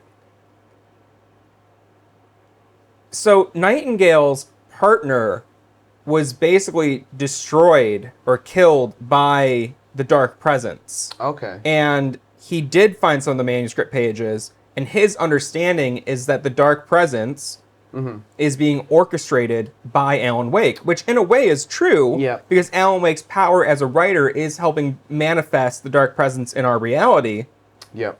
But he doesn't realize that Alan's under the influence. Right, and he doesn't have all the answers, but because he's an alcoholic as well, Yes. he's grief-stricken and basically on the run. The other thing that I don't think is made entirely clear, unless you're really paying attention, he lost his job. Yeah, there's several What? points. No kidding. There's several points where the sheriff goes, well, I'm going to end up calling head office about that. I'm going to be calling somebody, figuring out, I feel like your supervisor didn't approve you coming here, and Yeah. stuff like that. Because he was an FBI agent. Yeah. He's now posing as a federal agent because he lost his job because he went crazy on this search for Alan Oh Wake. my God! I had And no so idea. he's trying to avenge the death of his partner, That's which the is part I why missed. he's so violent towards Alan immediately, Yeah. because he believes him to be an perpetrator. otherworldly murderer. He almost shoots a lot of people, just in the crossfire. because he's completely unhinged. He's Because just opening fire in public. because he's know, been yeah. he's had his whole life turned upside down by the Dark Presence, believing that Alan Wake did the whole thing. Yeah. So that's some deeper backstory, because I feel like, it's obvious enough when you're playing. You're like, okay, there's an angry cop who's following me. Yeah, but you don't know if it's just a personal vendetta. You know what I mean? Does he just hate my writing? You know what I mean? Yeah, Did you my don't know if writing he make knows his you as wife the leave author him? or as the creator. Yeah, as the So I thought that was just really crazy to find that out, that his partner was a victim of this, and it makes me wonder, are there other people, and likely there has to be, who were affected by the events of departure and Alan Wake's writing and this connection with Barbara Jagger? Who else was this affecting that is maybe introduced in other ways or introduced briefly through other contexts that aren't as immediately obvious in the story? Was he stationed in Bright Falls? No. He came to Bright Falls, and that's the other thing. It's No, so that- how that wide-reaching implies- are these events? That implies Exactly. that How far does the power of the darkness reach? Yeah, I thought it was in the scope of the story. I assumed it was just localized to Bright Falls and No, maybe he- the surrounding area. he was on a manic search. That's why he's staying at the hotel in Yeah. Bright Falls. And you can find his room. Yeah. I think shortly after this segment. Yes. There's a driving segment. So you can find his anyway, room. that is the end of long ass chapter 4. Whew, and it was a good one, but thank fucking God. That Yeah. one took a minute. It's the longest episode. Yeah, hands down. you're really episode 4. You're really over the hump there, and you feel that climbing. You're like, okay, cool. And it does give it's I think one of the most content heavy chapters for the story as far as what's revealed to you. Yeah. And as far as the new things that are introduced to drive it. Yeah. Suddenly now we have to obviously our next goal is what? Get to the Lady of the Light, you know Yeah. what I mean? Who what's next? So you need to get to the Lady of Light, Yep. but you've just been arrested. So let's get into episode 5. So I said, let's move on to chapter 5, The Clicker. Episode. Fuck. Alan and Barry awake in the local jail. Nightingale has been aware of Alan's manuscript and believes that Alan is some sort of villain. Before he can truly confront Alan, the Dark Presence consumes Agent Nightingale. Sheriff Breaker then aligns herself with Alan, and the two work together to get Alan over to meet Cynthia Weaver. They eventually all meet, and Cynthia explains that Alan is not the first writer to be involved with the Dark Presence. When she was younger, she knew a famous poet named Thomas Zane. Zane was in love with a woman named Barbara Jagger, who drowned in Cauldron Lake. Zane tried to write her back into reality, but the Barbara that emerged had been taken over by the Dark Presence. Zane became trapped in the darkness, but left Cynthia in charge of an object called the Clicker, a device that could destroy the Dark Presence if it were to ever threaten our world again. So this is where things seem to get a little. I was feeling a little question marky in this episode. Yeah. And not in like I didn't understand the story mode, more so the gameplay. But why don't we focus on the story that's happening right now? Right. So you basically you're in the sale. And we discussed already like Nightingale's connection to Wake, so he's out of there. And I do believe he just gets fucked. I'm assuming Nightingale did die, unlike maybe Emil Hartman Yeah, well, I think Hartman was too significant of a character. to just be whisked away. Yeah, Conveniently. and to not show his demise, because that's something kind of satisfying for such a extreme antagonist in a story. yeah. And it seems a little like, while it wouldn't be it wouldn't be totally out of left field, it seems reasonable that like he's been working with the darkness. So why would it just suck him up and kill him? Maybe it's just like, Right. hey, get out of there, come on. I can still use you. I have another development I want to speak on about that stuff eventually. Oh my Okay. god. Oh my goodness, put another pin in it. So there's a whole section before you get to Cynthia Weaver where you and Sheriff Sarah Breaker are just kind of like, You're in the office. You're in the office. I'm sorry, the police. no, you're on the set of NBC's The Office. Yeah. No, you're at really the jail. funny. You're at the probably police. It's like the police station / jail. They have like a small holding cell. one of the funniest shows Area. I've ever seen in my life. Just saying. You could never make a show like that today. You No, really you couldn't do it. They definitely haven't done it over and over again. It's less charming every time. Jordan got the joke I was going to get out. Is this where Barry hangs back and Sarah Breaker charges him, or tasks him with calling all the people on her special secret list? Yes. That was really cool, and I want to ask you guys. So basically, what happens is Sarah has this list of people associated with her that she gives Barry a specific code phrase to give them, and you can hang out with Barry. And I don't remember if it auto plays or you have to press the button to interact with him. No, he's But just going. it just he's goes? he's making the calls, and you can eavesdrop on his conversations. Yeah. Oh, I basically. walked right out. I didn't Yeah, even... that's what I was going to ask you. Is that I stayed until it stopped. It Yeah. gets to a point. So it never stops, but it gets to a point. I'll explain it. Like he calls up Sarah's father. That's the first one. That's the first one, and relays the message. And I don't remember all the contacts. I don't know which ones were significant, which may be significant to in a larger scope that I'm not aware of. But big brain like Matt might know. yeah, and what was it was actually a pretty funny moment because by the time he gets to the what ends up being the final person, I think it's an older woman or like a grandma, and he can't get a word in edgewise, and he keeps going, but yes, but I'm just trying to tell you, yes, no, Sarah, no. And that kind of loops, and that's when it's actually over. But is there some more significance to that part that you're aware of, Matt? So, two things. One, the code word, Night Springs. Yeah. Yes. Like the Twilight Zone, Parallel. That's the show. Yeah. That's one important thing, which kind of, she's like, well, I need to call these people because strange things happen in Bright Falls. So, like, there's like a crew of people that we all, we know what to do when these things happen. We can call for advice. Yeah. She seems like she's maybe the rookie of that crew, but her Yes. father appears to be much more aware. And here's the Yes. thing. There's some allusion to that later on, yeah? Yeah, but also, there's the 2 comic books I mentioned in the last episode. Yes. The last episode of I've Played. One of the comic books is about, I think his name's Frank Breaker.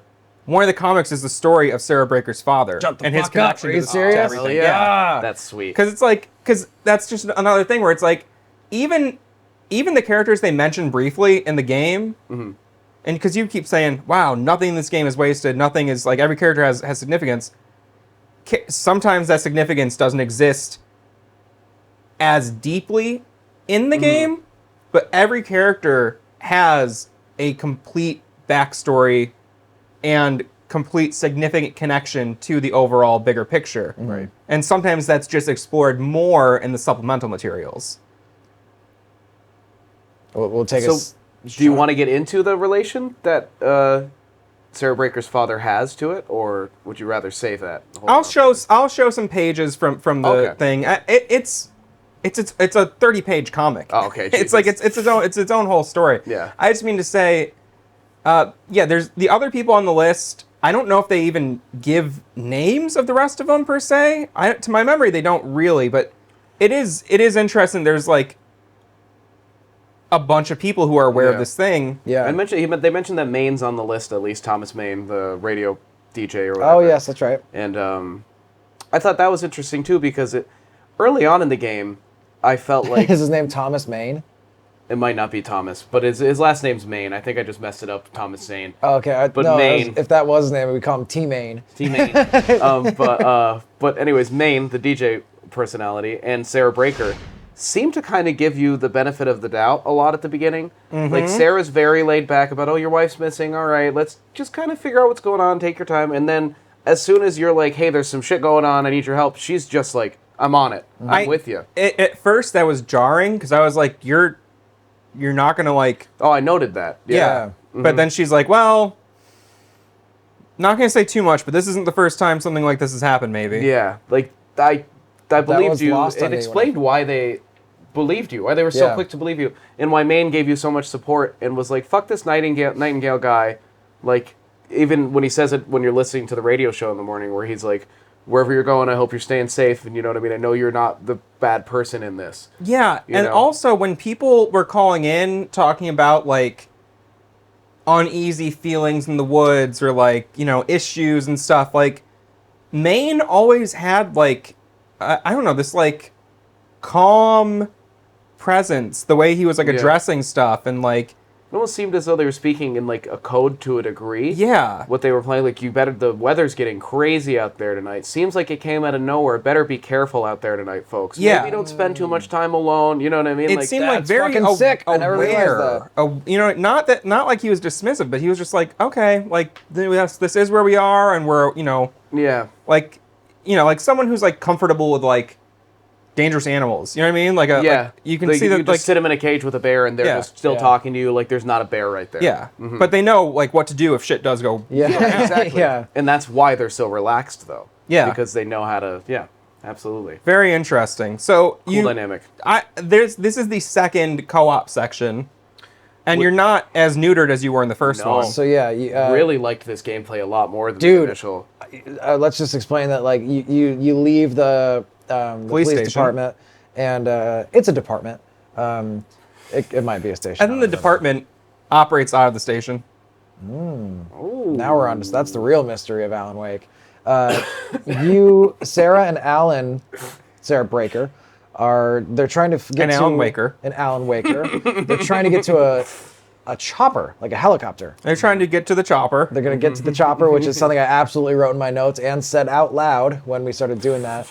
And to get them to pick up, what are they trying to do with the chopper again? So they're trying to go for like a scenic chopper ride, so you can kind of see all of Bright Falls, and it's just like check it out? It's just so beautiful. It's like, Alan, you're new in nighttime. town. We Yeah. might as well. The moon's really bright that No, night. they're getting her and him to Cynthia Weaver. Yeah. And it's the fastest way Yes, but it's from not, downtown to the old power plant where but it's Cynthia not stays. on the police station's premises. So yes, during that Right. time, They need as- to get to the chopper. They Yeah. need to So it's get- all downtown. yeah. Yes. So on your way there, you are playing with Sarah Breaker, and as you guys were gonna say, it is like a co-op segment. What did you guys think? I fucking loved it. Especially, was good. if I remember right, Barry gets added into the mix later on as well. Yeah, Later on, but he's In not this fully no. section. Okay. not as much of a play. I loved it because, like you said, it's not as neutered as the first experience. Right. So in the first time there's a co-op section, you don't have weapons, you just have flares. Essentially, and you're yeah, just And this time you both have guns and you're And you both have flashlights. Yeah. Both yeah. Have, and it's she. That's something I didn't question. She was remarkably aware of how to kill these people, just or shine how to flashlight on how to and destroy then- the darkness thing. And it was it was really cool that it wasn't. She didn't feel neutered in any way. No. No. In the sense where she felt like she was on the same level as you, which should make sense because she's the sheriff. Yeah. She has. You're just a writer. She has actual firearms training and hopefully actual firearms training. Yeah. But the idea is she has practical application of this, and she's right. It's if you feel so badass for a minute. It Like was rolling so- through downtown, just blasting these guys. She's with got the your sheriff. back, dude. There was times where I would like be reloading and she'd be blasting the guy that was coming after me. Or it I was would so shine a good. flashlight on someone coming at her, and she'd immediately she'd turn blast back him. and blast him. Yeah, And I it never was- saw her. I never saw her shooting a guy that was still covered in darkness. She knew to like use the fire or the flashlight on it. Yeah, it was, that good was AI. awesome. Very intuitive AI. I wrote down in my notes that I was like, this could work as a multiplayer experience, like potentially. You know, I mean, having 2 players as opposed to a player and a good AI is different, but like that'd be fucking fun. That made me want to try that. I think that was something that was on the table for a while but didn't pan out. Yeah. Uh, How would they write in another? I think it was like a almost like a maybe like the horde mode kind of thing. Okay, maybe in proper Luigi's Mansion fashion, like in Luigi's Mansion 3, you create a goop Luigi that acts as the second player. He can't talk, and he's just like a green goop Luigi. Jesus. They get Yeah, a there could green be like a goop Shadow Alan. shadow Yeah, right, on. just- or There's like already the- one of those. Spoiler alert. But basically, you think so. and Sarah make your way through town, and you go through several locations, and it's just like a quaint little downtown. Yeah, and it it's was nice. How very quaint. realistic. And I really liked the part where you go through the The bookstore bookstore was awesome. I was because you enthralled heard about with the bookstore at the beginning of the game, and then you went there, and it was Yeah. like, it was just cool. It was such a fleshed out environment that felt very Yeah, real. felt very real. Absolutely. You could go upstairs to check out the shit. All the posters And are then real. even Sarah will be like, "Hey, Alan, that's not where I sent. You know what I mean? Where are you headed?" Yeah, you're and right. you're like, "I'm just checking stuff out. You cool your Yeah, jets. yeah, You know what I mean? Like, I'll be there in As a he's minute." picking up a stack of his books. Yeah, exactly. But I loved how real it was. There was like handwritten signs and like stuff for like kids love reading or whatever. Yeah. And all the parody stuff that was like clearly like not rip-offs, but just like paying homage to other stuff. All the hype that you heard of with Rose having that cardboard cutout, it's presented because you get to see how they heard that Alan was going to be coming to town. So they suddenly there's this gigantic like Alan Wake book of the month. Yeah, there's Like, a it big was Alan Wake display. It was so cool. The other location you go through, and there's a couple, but the other big one for me was you go through the church. Church was sick. And in the church basement, there's like all these like furnaces, Yeah.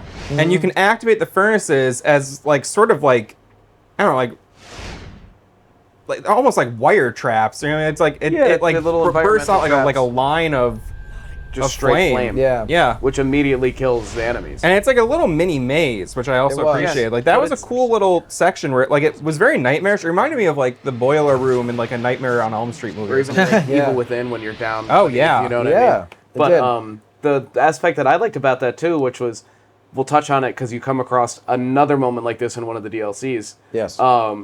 But Same it's building. also almost like a minefield that you're Yeah, walking through, that's because you what I was also gonna say. really have to watch the placement of, because it is your flashlight that activates the furnaces. Yeah. And if you're not watching the placement of your flashlight, you'll activate a furnace right on your Yeah. side. Yeah. And it's cool. It was a lot of, you get down there and you're like, oh fuck, I'm gonna have That's- to actually have to think. It's something interesting again. the passive just existence of your flashlight could set those off. Yeah, Yeah. that's the part that was nice, is that like you really have to be very aware in those moments. Yeah. As we're getting towards the end of this game, it becomes more aware of how they found every way to like turn to switch things around and how the combat works. Like you said, like you always have to like aiming. You're like, I have to put it in the right place, but then it also becomes a game of I have to not put it in the wrong place, which is fucking interesting and compelling. To back up just a little bit to before you get into the church. Did you guys have what happens is you have to get some keys, or you have to wait for Sarah to be able to open the door. There's some sort of thing blocking you from getting in. Yeah, you need to get the keys to the church. And yes, and in that section outside of the church, you have to. The road is partially blocked off because of the deer parade, the deer Deer Week. fest Deer was Fest. going on. Deer Fest. Deer Fest. Deer Week. I think it was Deer The Week. sequel to Beer Fest. yeah. Deer Fest. It really flopped in the box office. I really struggled with that part. Did you guys have a hard time there? It was kind of hard. Waiting at It's the like door for the. You have to. Yeah, she's doing her thing, trying to open the door, and you They are like bust just, out of a moving van. Yeah. At one point, that was Yeah. there's like it's an ambush. I think It was cool. there was a deer float, and not a tasty beverage, but like No, a, it was the deer float from the gas station at the beginning of the game. Yeah, and it was Sucky's float, I think. It was kicking my ass. Yeah. I really struggled with the part. Yeah, Did you guys that get through it, or- like it was hard. It was nice that the harder part gave you 2 people, and then it was like now you're down to 1. Yeah. And I immediately got killed by the deer float. Yeah. It murdered me immediately. But then I was like, then I had the wherewithal to be like, which ended up helping me later on in some of the possessed object areas where I'm like, oh, you can hide behind stuff. Yeah. You know what I mean? You have can, to. if I kind of kitty corner myself, I put myself in the potential to be cornered by the Taken. Taken. Yeah. And but otherwise, like Forsaken. the why have you forsaken me? But it helps you to like, you can kind of like keep an eye on where everybody's coming from, and also not have to worry about it hitting you. Because Yeah. it'll just keep slamming against that wall.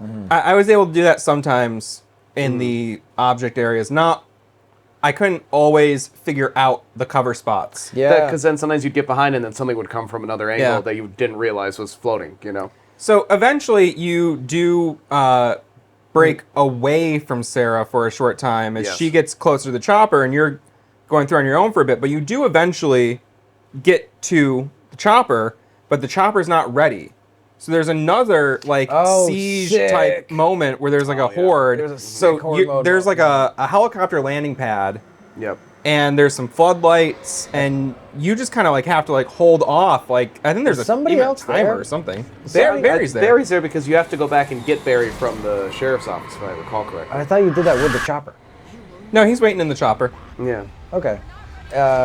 Yeah, so they're like, that's another thing is that Sarah pilots it, but like a police officer or sheriff would not be trained to fly a helicopter, right? Yeah, maybe not, but it's also small town. Yeah, that's what I mean. Small Potentially. town. And if she's the sheriff, her dad was clearly a large member of the community. I think Sure, she took some mentioned- pilot lessons. I think there was a section of the dialogue where it was like, you can fly this? And she's like, I think so, or something Or she's like like, that. well enough. You know what I mean? Something to that So it's like, degree. okay, maybe that plants the seed of like, maybe there's Yeah. something else going on with it. That sequence was awesome. I really That was like another the- Crazy badass lighting. Scene. Yeah. I like the utilization of the construction lights also, just Yeah. like the floodlights in a couple other sections of the game. But the floodlights are cool because it's almost like it's almost like a turret suddenly. you're Totally. in. But the construction lights are nice because it helps you. You have to kind of strategize suddenly. Yeah. You have to be like, okay, I'll activate they're all on this one. timers. Exactly. So they go out after a minute, and you have to like, okay, I'll activate this one, and then I'll go over here, so that way they're all coming at me through these lights. You know what I mean? And like, it's fucking such a good game. Also- I can't stress it enough. I loved this that was, game. that was I'm really glad to hear cool. that. Yeah. I loved seeing the Taken on the rooftop Yeah. and like descending from the, and like it was cool because they came over the back of the roof onto the roof and then down and toward you, and like Yeah. you had time that you could be like, that guy is like 30 seconds away from me. You could start Yeah. sniping But them. you could snipe them when they're still on the roof. Yeah, But absolutely. like there were still guys in front of you. I don't know, it was a very intense like. It was very, There's a very- couple of yeah. those like siege moments where you're just like, I'm holed up in my little station here, and they're gonna come at me. Also, The game does those well. the darkness very was well. dropping fucking plates on your ass. What Stirrup were they? style. Yeah, yeah. What was the object? There was just stuff that was just like chung chung chung. Do you remember those? Yeah, I don't remember what they were exactly. No, I think it was just random. It was like debris. Shit, you know what I Yeah. mean? It's Tree basically- branches, It trash seemed like the cans. darkness, to a degree, was effectively just a tornado at this point, just like Yeah. sucking up everything. In More its and path more. dropping it off. Like from the time that the tornado sucked up the kidnapper Yeah. to the end of the game, it seemed like that form of it continued to grow. Oh, absolutely. Because especially when you see the first set giveaway is just the boat in the trailer park earlier in the game. Yeah. That it's sucking things up and launching them. Yeah, But then, and- yeah.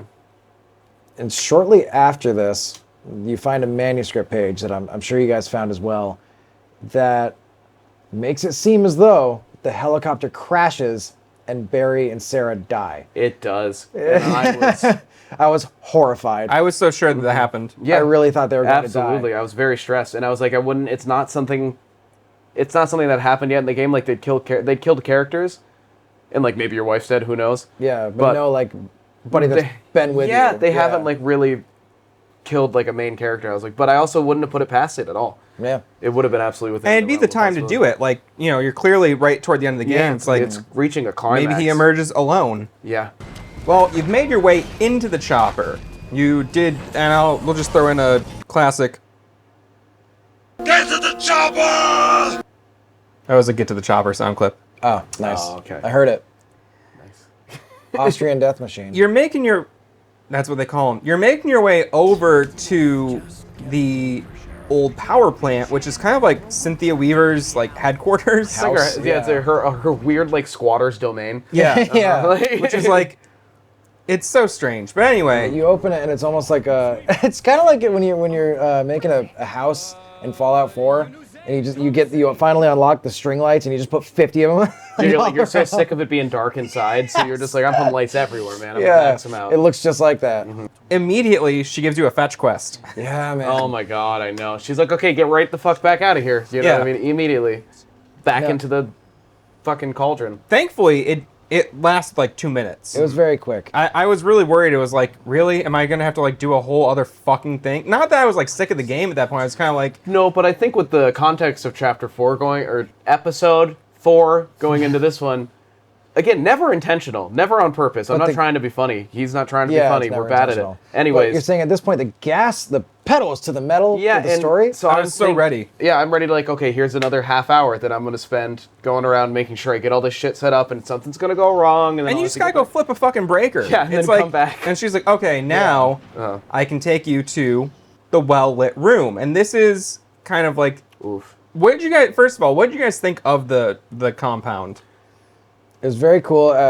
Did you know she had like what looked like an old school studio mixing console? I saw that, She yeah. did, yeah. I was like, what? Why is that This there? isn't the kind of equipment you'd use for lighting. Sounds No, like they were yeah. just kind of like asset flipping, where they were just like, Yeah. this Or looks somebody's like just like, oh, I've been to a concert before. They have that big board and like the sound light Yeah. area, It seemed right? like the same board from the farm. Yeah. I think it was just a may reused very asset. well- may- Right, that's may probably very what it well was. But she had like a cool little lounge over to the side and stuff. Like It it was was like comfortable. it was a seemed cool as though she was fucking fort. clearly living there, even though Oh, yeah. she's. And can I say, so throughout the game, you're obviously seeing messages left by the person who's leaving you these little caches of ammo and stuff Yes. that the And it's yellow paint's pointing to, and it's her. It's her. It's revealed Cynthia. to be Cynthia. And this is made clear because the power plant is plastered with the yellow paint Yeah. of a lot of things that made me deeply sad very quickly. yes. So let's get into why. So well, first of all, you do confirm that it's her because the logo of the power plant is like the a- same symbol that's on those caches. Yes. It's a matchstick or like a little flame. Yeah, Like, yeah. Lord knows, but Yeah. It's it represents light. I know that power. much. Sure does. She goes into this long explanation, and she's always clutching the lantern. Never and lets go. it's very funny that I've never really watched more than an episode or two of Twin Peaks, but it's the log lady. It is just the log lady. It's down to a T. The glasses, the haircut, Yeah. the way she little- carries herself. Does she have a log that she carries with her? She Yes. carries around a log.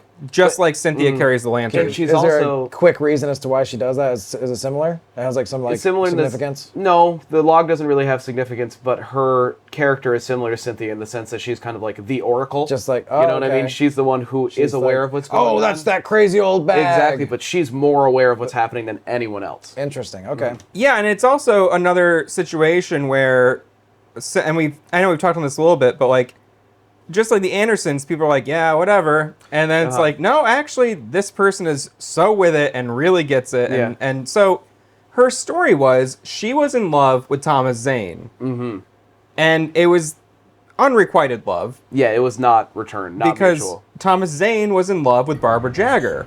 Thomas Zane was so broken up over Barbara's death that he tried to manifest her back into reality through his writing. And that's kind of like what we learn is Thomas had that connection to the dark presence. Yes.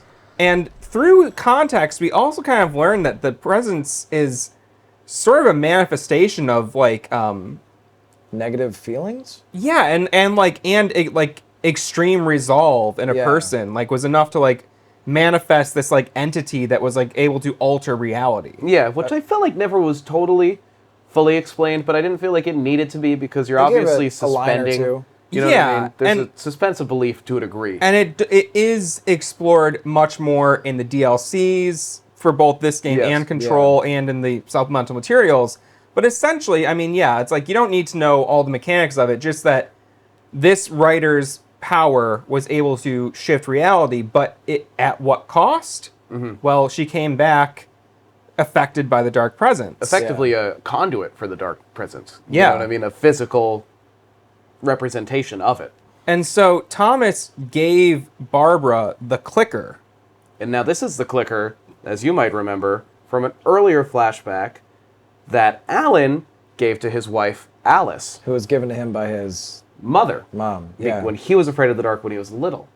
So, But in reality, the clicker was written into the story by Thomas Zane, and that memory was written into Alan's head by Thomas Zane, it seems. Yes. Like, he There gave wasn't an Alan authentic that memory. memory. There's a moment later on that we'll talk about that relates to this thing. So at this point, you're like, okay, if Thomas Zane was able to write that into Alan's memory and then make him believe it as if it was a real thing that he like experienced as a kid, like, why is he orchestrating all this? Like, why would he do that? Why is he orchestrating all this stuff? So the clicker is like a contingency plan, in case the darkness does surge back into our reality. And because Cynthia wanted Thomas to love her so badly, Oh my goodness, yeah. she like acknowledges like maybe he manipulated me. Yeah, it absolutely feels like yeah. Like she says something to that effect. he's just using her effectively, is what it is. But it seems like, despite her awareness of that, she's so madly in love with him that she's like, well, maybe there's still that delusion. Maybe if I just do this for him, Yeah. he'll finally see it in me. So she has a thing called the well-lit room that she brings you into where the clicker is held. And it's a room with so many light bulbs that like the dark presence could never get in there. she's made Yeah. sure that there's not a single spot in the room that a shadow touches. Yeah. Yeah. Is the way that she words it. And she has the bulbs like all numbered and on Yeah. timer, so she knows like when they need to be changed. She Just to knows like their never have specific any. brands, what their like lifetime is. Yeah. Oh my god. She had some dialogue that like led you to understand that she had this intense relationship with this room and like maintaining it. Like you said, the number. Her whole life. And I think Everywhere. she said something like, "Oh, I saw 243 was flickering the other day, so I know I got to change that one soon." And it's like, "Oh my god!" But it sounded like This she was poor like woman. in her like early 20s maybe when this all went down. Oh, absolutely, began, because yeah. she's older, but everybody who was involved in this is still alive, it seems, because the Anderson brothers were involved. You know what I Yeah. mean? They're still around. And they're pretty old. Yeah, but so I'd imagine, and they were clearly full adults. So she was like maybe 20. Yeah. you know what I mean. But I it's guess just a you're being young late girl in teens. love. Yeah. you know what I mean, Yeah. with this poet, almost like the waitress to Alan. So would agree. Yeah, that's a good point. So a couple things that I wanted to note here on this area there were kind of like I noticed them more in my second playthrough. One being she mentions that Thomas Zane was so famous, but in order to like put the dark presence at bay, he had to like write himself into the dark place Yes. as like almost like a cork on that bottle to like hold it in place. And he disappeared from our reality. She's like, and he was unknown after that. His books still existed. That Yeah. like his books didn't go away, but Yeah. the memory of him and his presence, and that's why like the books were at the cabin, and he's like, "Huh, I never heard of this guy." Yeah, it's weird that everybody, because it keeps being brought up in the town by people, but like there's no, you're a famous writer. You think you'd know who Thomas Zane is in the same sense that Alan knows who Stephen King is. You know, Yeah, Alan knows Especially if he was from that place. exactly the place that he's visiting, that he's clearly had some relation to. And Yeah. so the other thing, here's the question I'll ask. Okay. How did Thomas Zane get in touch with the Dark Presence? That's the part that I felt was never fully answered or realized. It was. It was? Oh, Yeah. okay. Then I must have just missed it. And you were asking something earlier. Oh my goodness! Yeah. What did so you I say? Found, so I These- found some of that yellow luminescent paint. Is that what we were calling it? It's like That it was- reacts to the light. Yeah, where it's invisible unless you flash your flashlight on it. That was done by Cynthia, and it said, "Emil made me do it."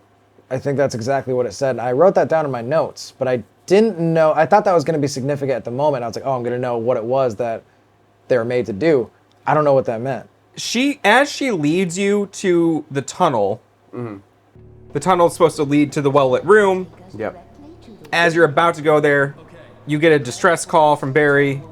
You realize that the helicopter may have gone down, as was mentioned in the manuscript pages. Yeah. So you rush to make sure they're okay. Yeah, which upsets Cynthia Al- because she's yeah. borderline like, I will leave you.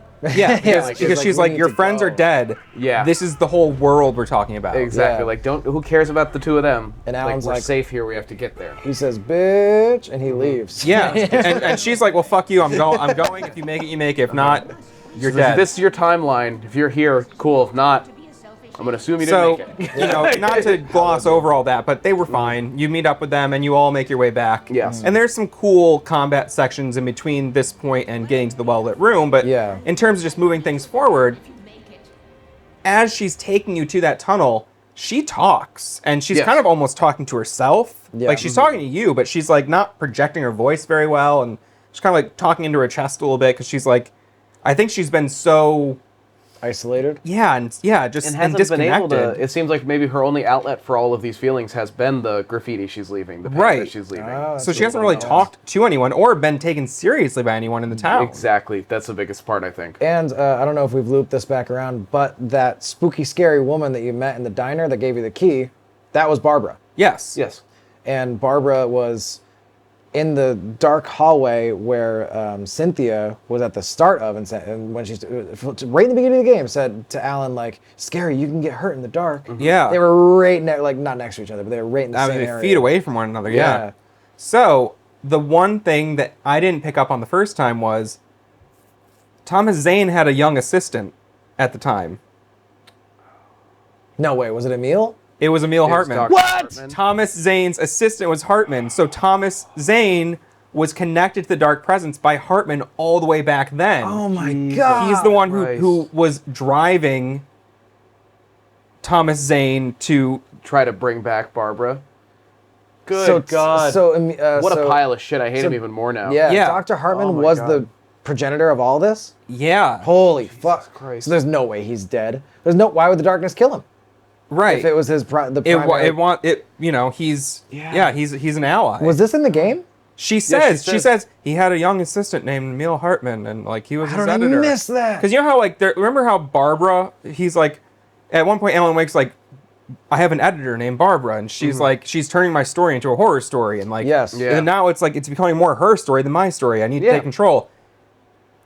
Like, Emil was Zane's editor at the Yes. time, and was like pushing this agenda of the Seems Dark like what Presence. that's what he's doing, period, or was doing, period, at his lodge. You know Yeah. what I mean? Yeah. Absolutely. Like trying to find other like replacements for Thomas Zane, Exactly. basically. Just trying to fill in, and then, but using them in whatever way he could to advance his own personal life. Right. In the meantime. And maybe we can get to this later. I'm wondering if it has something to do geographically with that volcano, because the lodge, Dr. Hartman's office, and it seems like Matt has something for me here, is located like right on the outskirts of Cauldron Lake, where You might think that. yeah, okay, because I'm trying You're to. supposed to think that even. Oh well, Yeah. good. But- I'm trying to connect a line between what original contact the Dark Presence had with Emil Hartman to and any of its like contacts. And just to put this to bed real quick, that is basically the plot of the Control DLC. Is it goes full on into the continued story of like Hartman's origins with the Dark Presence. Wow. And what happened to him after he disappeared from Alan Wake. No It kidding. explains all of that in great detail. I gotta Wow. fucking play it. I know that's what you're making me want to play through Max Payne 1 and 2. You're making me want to play Control. I'm You're so making me glad I wanna already play- bought. oh, Yeah. was it American Nightmare? Is that the other? American Nightmare, yeah, I haven't finished that yet, but that is basically the Mr. Scratch story, and it's Okay, and then also Quantum Break. yeah, Yeah. Okay. Uh, Fuck. give me A one lot of sec. games. yeah. So I'm still games. actually I'm almost done with it, but I haven't had time to complete it DLC fully. section Yeah. of the- So, yeah. but I like just learning about like how Hartman's connection to all this. Mm-hmm. It's just like Jesus Christ, like. I'm assuming that they just wrote this very complex thing and gave themselves like, Lots of open doors. yeah, and like things like, okay, this could branch here, this could branch here, but like they're all kind of like checked for like logic and continuity. So Yeah. it's like even though it's an open path and like we can build on this as we need to, it's like a safe path. Yeah. It's like the structural integrity of the world they built is as such that they can build on it as needed. Mm-hmm.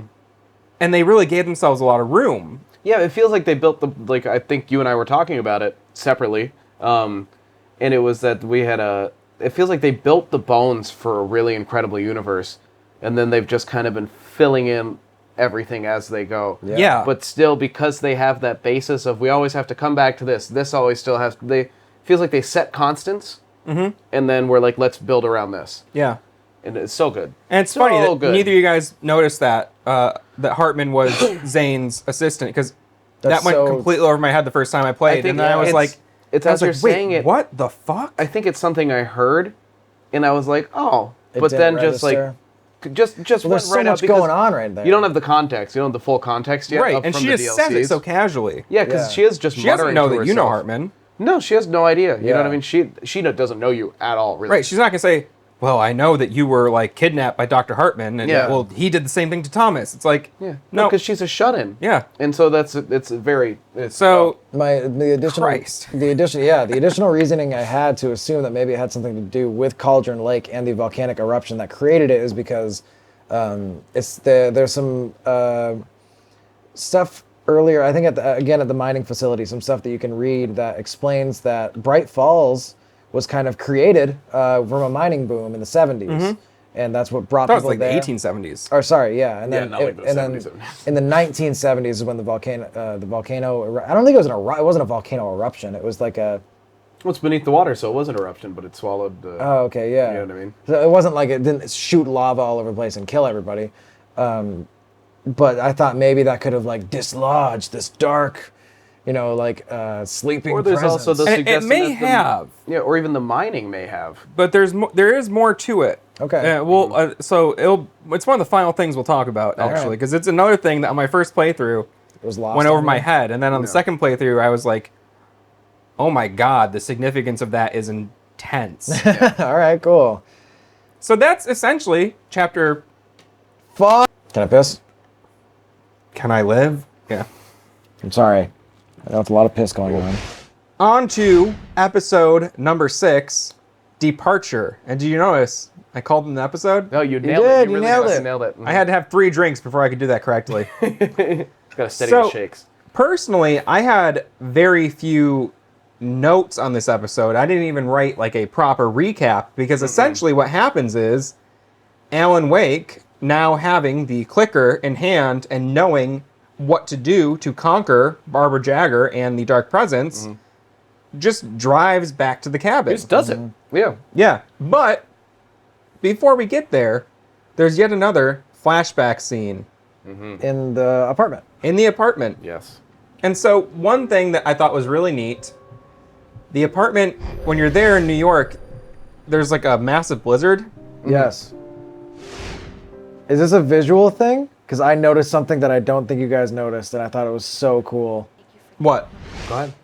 When you're in your apartment, you have all your paintings on the walls. There's a couple mirrors. If you look at the reflection of in those paintings and mirrors or anything glass, it's Barbara. Yeah. Did not see that. It's I did not so notice like that. like like, Matt, you are Barbara? No, I'm sorry. The glare, like the reflect, well, that's a mirror. Like in the glare that you see, that like I don't know how to describe it. It's the glare. Like if you as look at something, pass if you by were it. looking at that, like a glossy image, Yeah, like a and you'd painting see in kind of the glass. reflection in that, it was Barbara, is what you're saying. Yes, That's it's wild. her face. That's super very- scary. I felt And the I- dark presence there, but and- I didn't see her specifically. Yes, Yeah. if I could request future editing, Matt, I want to know if in the original apartment scene, if the reflection is her as well. Ooh. Okay. Because I'm sure you'll show some sick footage right now of Well, that I'll reflection. go back and I'll find out. I recorded a bunch of me just looking at it, so if you need that footage, I can give it to you. But I don't know how I noticed it. It was incredibly subtle, but I made sure it was real, and it's so fucking cool. That's super cool. I thought it was so That's badass. the thing I did not notice when I was Oh, in there. I was just going to say that the blizzard is also another direct reference to the same blizzard that's taking place in Max Payne 1. Oh, okay. Jesus. That's stupid. It's so deep. No, that is very cool. It's incredible. Is beyond Max that- Payne in Max Payne in New York? Mm-hmm. That's sick. Yeah. So Alan is very hungover at this point. He had a night out on the town with the boys, mostly Barry. Barry, the boy. And he's got a TV appearance. So he's on a talk show. Yeah. Oh, yeah. And in the apartment, you get to watch it. Live, Yeah, you're watching it on TV. Live stream. And so it has Sam Lake in it, the writer. And that GIF that I mentioned earlier, the I'm not sure if you mentioned it on camera. I may have not mentioned it on camera. There's a couple QR codes that you guys said you didn't run into in the world. No, did. Jordan I did. didn't see that on the console version. It's I not think on the they were console added to the PC Oh, okay. version. Okay, so there's QR codes. The only one that I found was in Dr. Hartman's facility, and I scanned it with my phone, and it just gave me this GIF that it looked like an old demotivational picture. You know, where It was it's like the image macro, Yeah. Yeah. style classic, like I Can Has Cheeseburger meme. Yeah, Yes, literally. very old school. And it was Sam Lake, who I didn't know who he was at the time, in like costume, and he was making a weird. Can you do the face? It was like a Sort of. kind of like a. I'd say raise your eyebrows, Like both the- of them, squint, and then pucker your lips. Not that much. That's pretty much it. Yeah. So what I said to you guys off camera was that is the face he made for the model in the first Max Payne game. Because when Remedy made Max Payne, they didn't have any budget, really. Okay. So all of the photographs that they used for the face models, and also, I don't know if you guys have seen Max Payne has like a comic book style presentation for the cutscenes, where they kind of like, basically just through Photoshop filters, kind of do like the posterize and like brush effects on photographs to make it look like a kind of a painting. Yeah. And that's all just taken from direct photographs. Photographs of either Remedy staff or Sam Lake's parents are in there, Right. or his buddies who would eventually go on to form Poets of the Poets of the Fall. Fall, okay. It's all just people that were around at the time they could just like photograph. Yeah. And so they didn't give much thought to it at first, but that face became iconic because it's such a It's very. it's a very particular face that he So makes. like Sam Lake is the face of Max Payne. Sam Lake is the face of Max Payne. Yeah. That's hilarious. Interesting. In without, Max Payne 1. without that context, I had no fucking clue. I didn't know who that guy was. I thought he looked like David Bowie. I was Right. like, it was Because they're like, and one more time, make the face for us. Yeah. Right. yeah. I was like, what the hell? And did But- you notice the musical guests? Musical guest of that episode was Poets of the Poets Fall. of the Fall. Yeah, Oh, yeah? that was cool. I thought that the late night was cool. It seemed like it felt real. It felt like a real like. So Alan Wake comes out and he has his like oh, and they have that back and forth that you get on Conan or Late Night or whatever, and he was funny. He was Yeah, he charismatic, was charming. but a little goofy. Just Yeah, a like little those edgy. things are in reality. Yeah, it was cool. And at the end, they brought out Poets of the Fall. It was a cool scene. But as you're going through, your wife comes home, and this is one of the moments, because this is, I think, further back in time than we've ever seen before. Yes, without a doubt.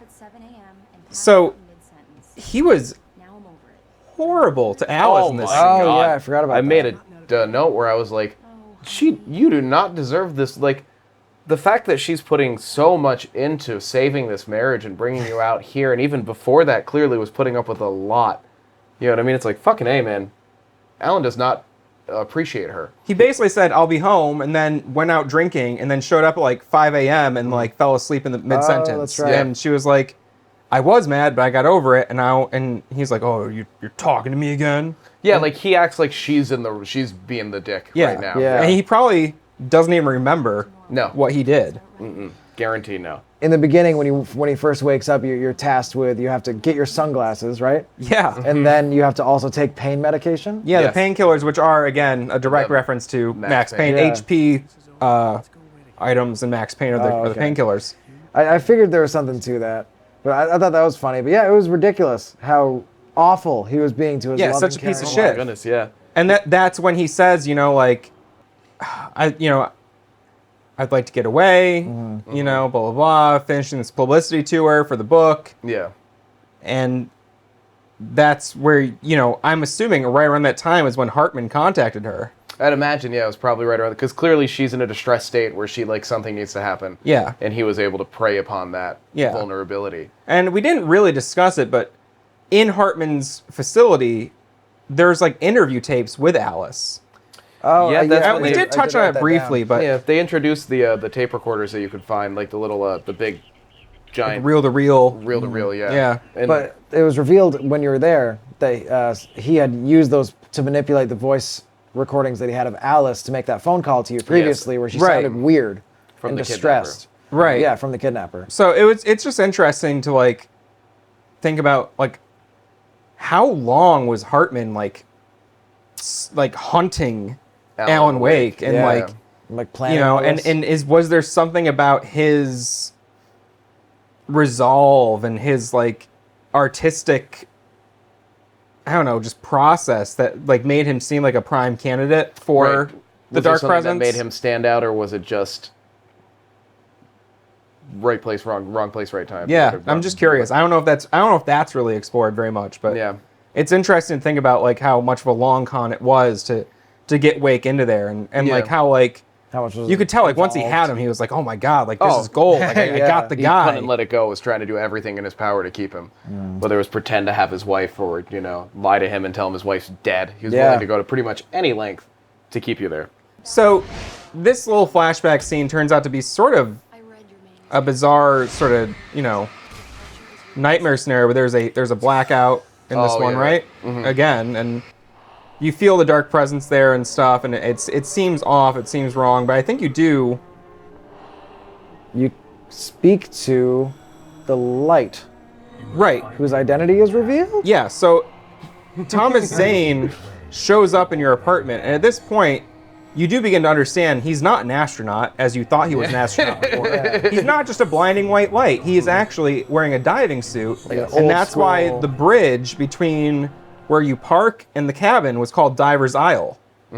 Because Thomas Zane that was his cabin. He liked to dive there, and Right. that's he was into diving into the lake and stuff, and that's his connection. That's why his avatar basically is the old timey diving suit, because that was what he did when he was still in his corporeal form. Yeah, and that explains why there's that dock that kind of just goes out and then ends. Yeah. Like, that's where.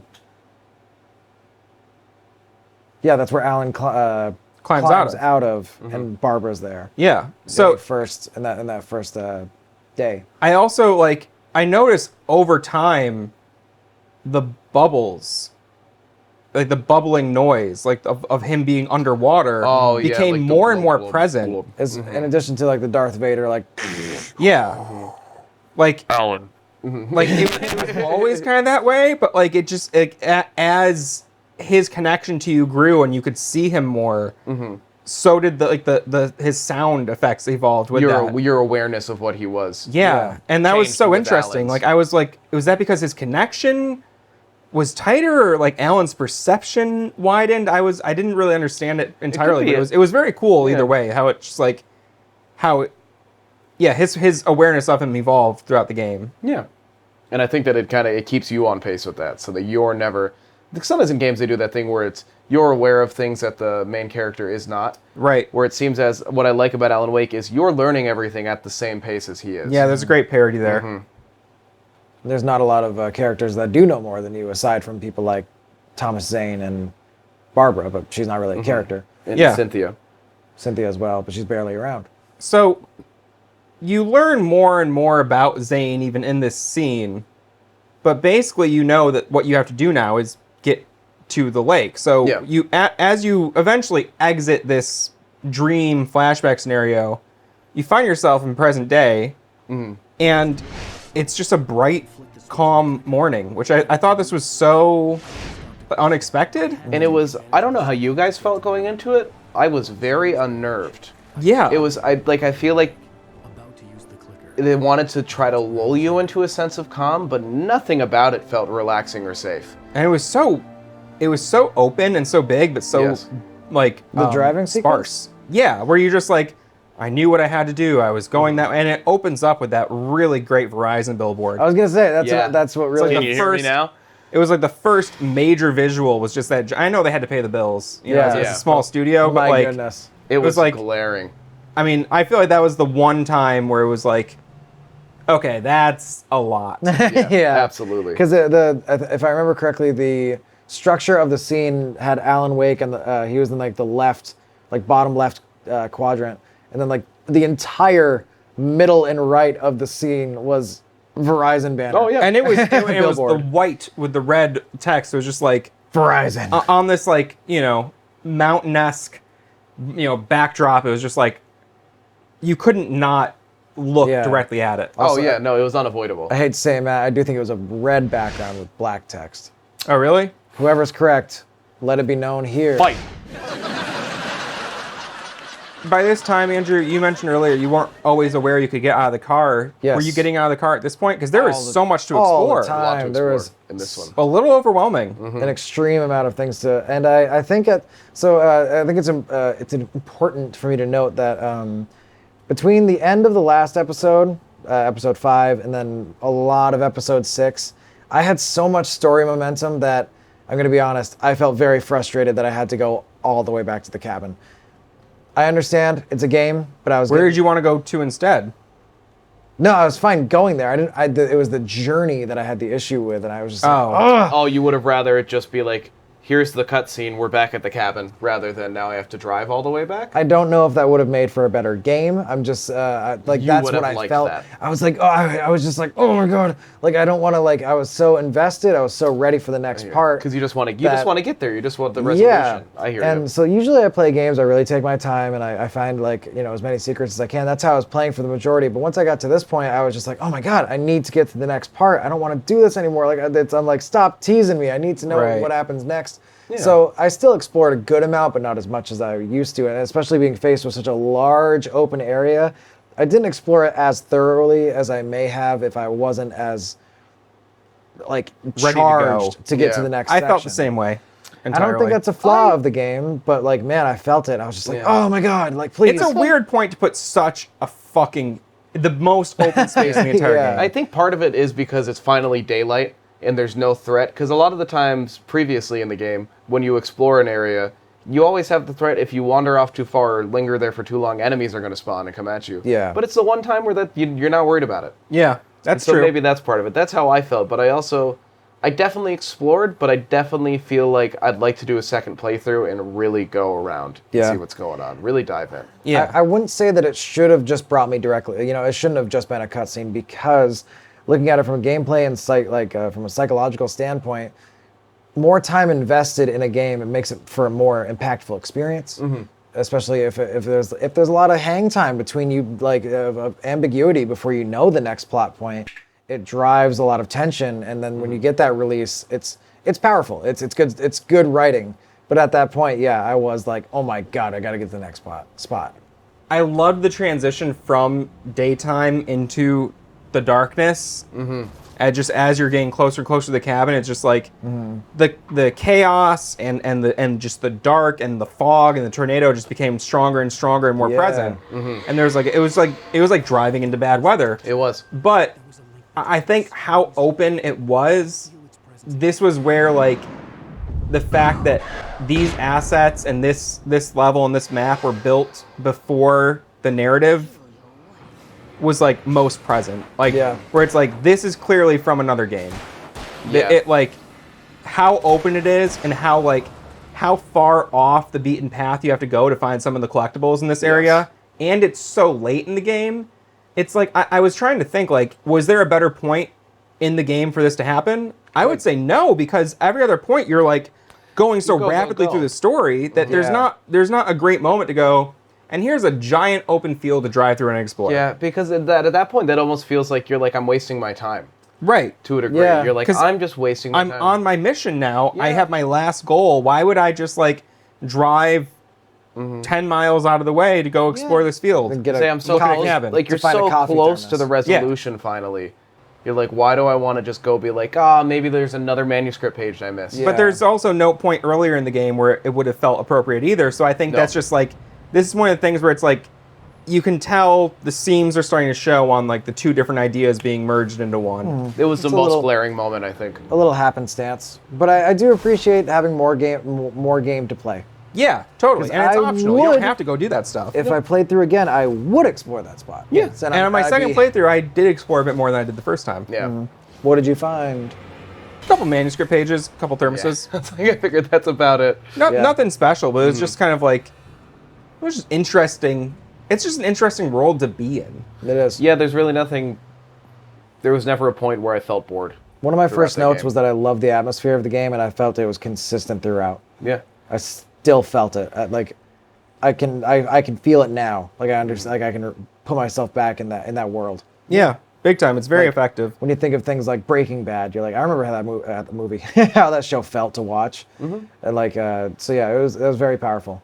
So as you get closer and closer to the cabin, the vortex tornado we've mentioned is very obvious, and there's a point where you need to actually destroy some objects and like create like a platforming kind of like path and go through this. Yeah. I like this. I like the platforming section. Platforming in third-person 3D can be kind of wonky.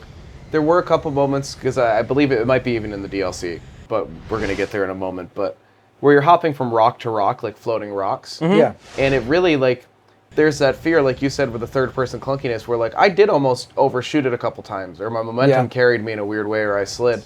And with specifically when you're shooting the things to kind of create a platform, the part I struggled with was, I didn't realize, like, the first time I tried to jump onto like a shopping cart, you know what I mean, and then just fell right through. And then I did that probably 4 or 5 times in a row, trying to hop onto the object to carry me, and missed it, or hopped onto an object that was possessed by the darkness. Are you talking about like hurt that you. final moment where like you're trying to make your way to the tornado? Yeah, pretty much. Okay, yeah.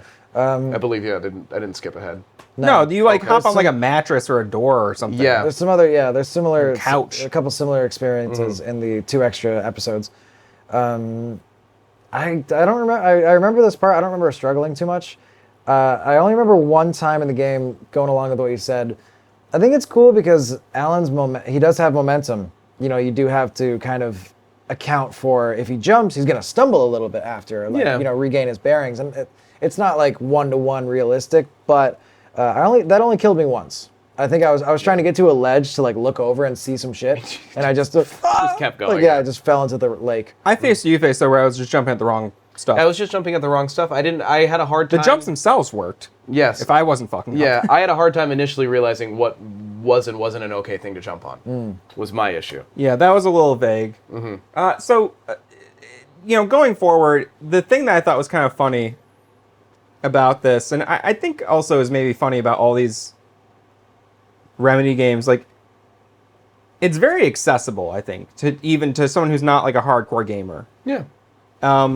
Because when you do eventually get to the cabin, the final boss is just a bunch of inanimate objects. Yeah. And you just need to like blast them. You just gotta unload your flare gun on it and really hope for the best. That's pretty much, I mean, that was my strategy, and it worked immediately. But it didn't require a great amount of skill. No. Yeah. It was Yeah. it was definitely like something you had to like dodge a little bit and focus, but like it wasn't like a boss that had an attack pattern you had to memorize and felt here's like it the wasn't second even phase. the hardest opponent or section in the game. I'm necessarily. struggling to remember You this know what I part. mean? It's kind of unmemorable. It's just like Because it's just the vortex of stuff, and once you get to it, You have to kind of cross a couple, like, you're on one, it's effectively like a cliff heading out, you know what I mean, to an edge, where it is at the edge of, at the end. But there's a literal vortex like right at the end. Yes. Right? And that's what you're getting to. Because I believe, yeah. And you have to like bla- clear it basically. Yeah, and you blast it with your flashlight or whatever. Or I just kept shooting flare guns at it, you know. Yeah, and then you just get to Barbara, you're back in the cabin, and you grab her, and you shove your hand through her, where she has like a hole where her heart's supposed to be or something. Yeah. And you click her inside of her, and her head explodes with light. She goes, aye. So like the end battle was like, I was like, well, what else could they do? Like, you're not gonna have a fucking shootout with Barbara. Yeah, I know, Yeah. and it's not like they can really do much more with the Dark Presence with the mechanics they've installed. No, they'd have to introduce a whole new fucking thing. So I was like, Yeah. a little anticlimactic in terms of a final boss battle, but what are they gonna do? Another horde And battle? I think anticlimactic a bit in general, in my opinion, for the episode 6 and the ending. You know, in general, where you go after that and the build up, a little bit of a letdown. Well, let's I felt explain like. what exactly happens after that. Is that how it Yeah. ends? Is Yeah, it, so like, you- you blast her, and then was there another section? Was there another No, you spot? blast her, and then the darkness clears. Here's the two things that I think are notable. Mm-hmm. Once you defeat Barbara, the darkness is leaving Bright Falls. Mm-hmm. So there's a scene where Alice pulls herself out of the water. Alice lived. Yes. You were successful in writing the reality where she lived. And the thing that I only got on my second playthrough was, and I'll just say this, Mm-hmm. if you guys don't mind, Yeah, absolutely. because it was kind of confusing. Hopefully it was to you too. Alan had to stay in the darkness. He had to Yes. stay in the dark place, which was made obvious in the DLCs. I did but when not gain that from the ending. when I played the ending the first time, Yeah. I was like, well, what was that? Just That's why I was Alice's told back. you had to play the DLCs, and we'll Mm-hmm. get to those in a second. Alice lives, she pulls herself out of the water. Yes. Alice is alive in our reality and safe. There's light. Everyone's celebrating at Deer Week, except Rose is still catatonic. Mm-hmm. And it's clear that Agent Nightingale is in a window behind her, and he is Like, look Yeah. and he's been like, consumed by the dark presence. Yeah. Like similar to the way Alan was when he was yeah. under Barbara Jagger's I trance. absolutely missed this. And also the It's subtle. A part that was noteworthy, but that I don't quite understand fully is Rose is also holding a lantern.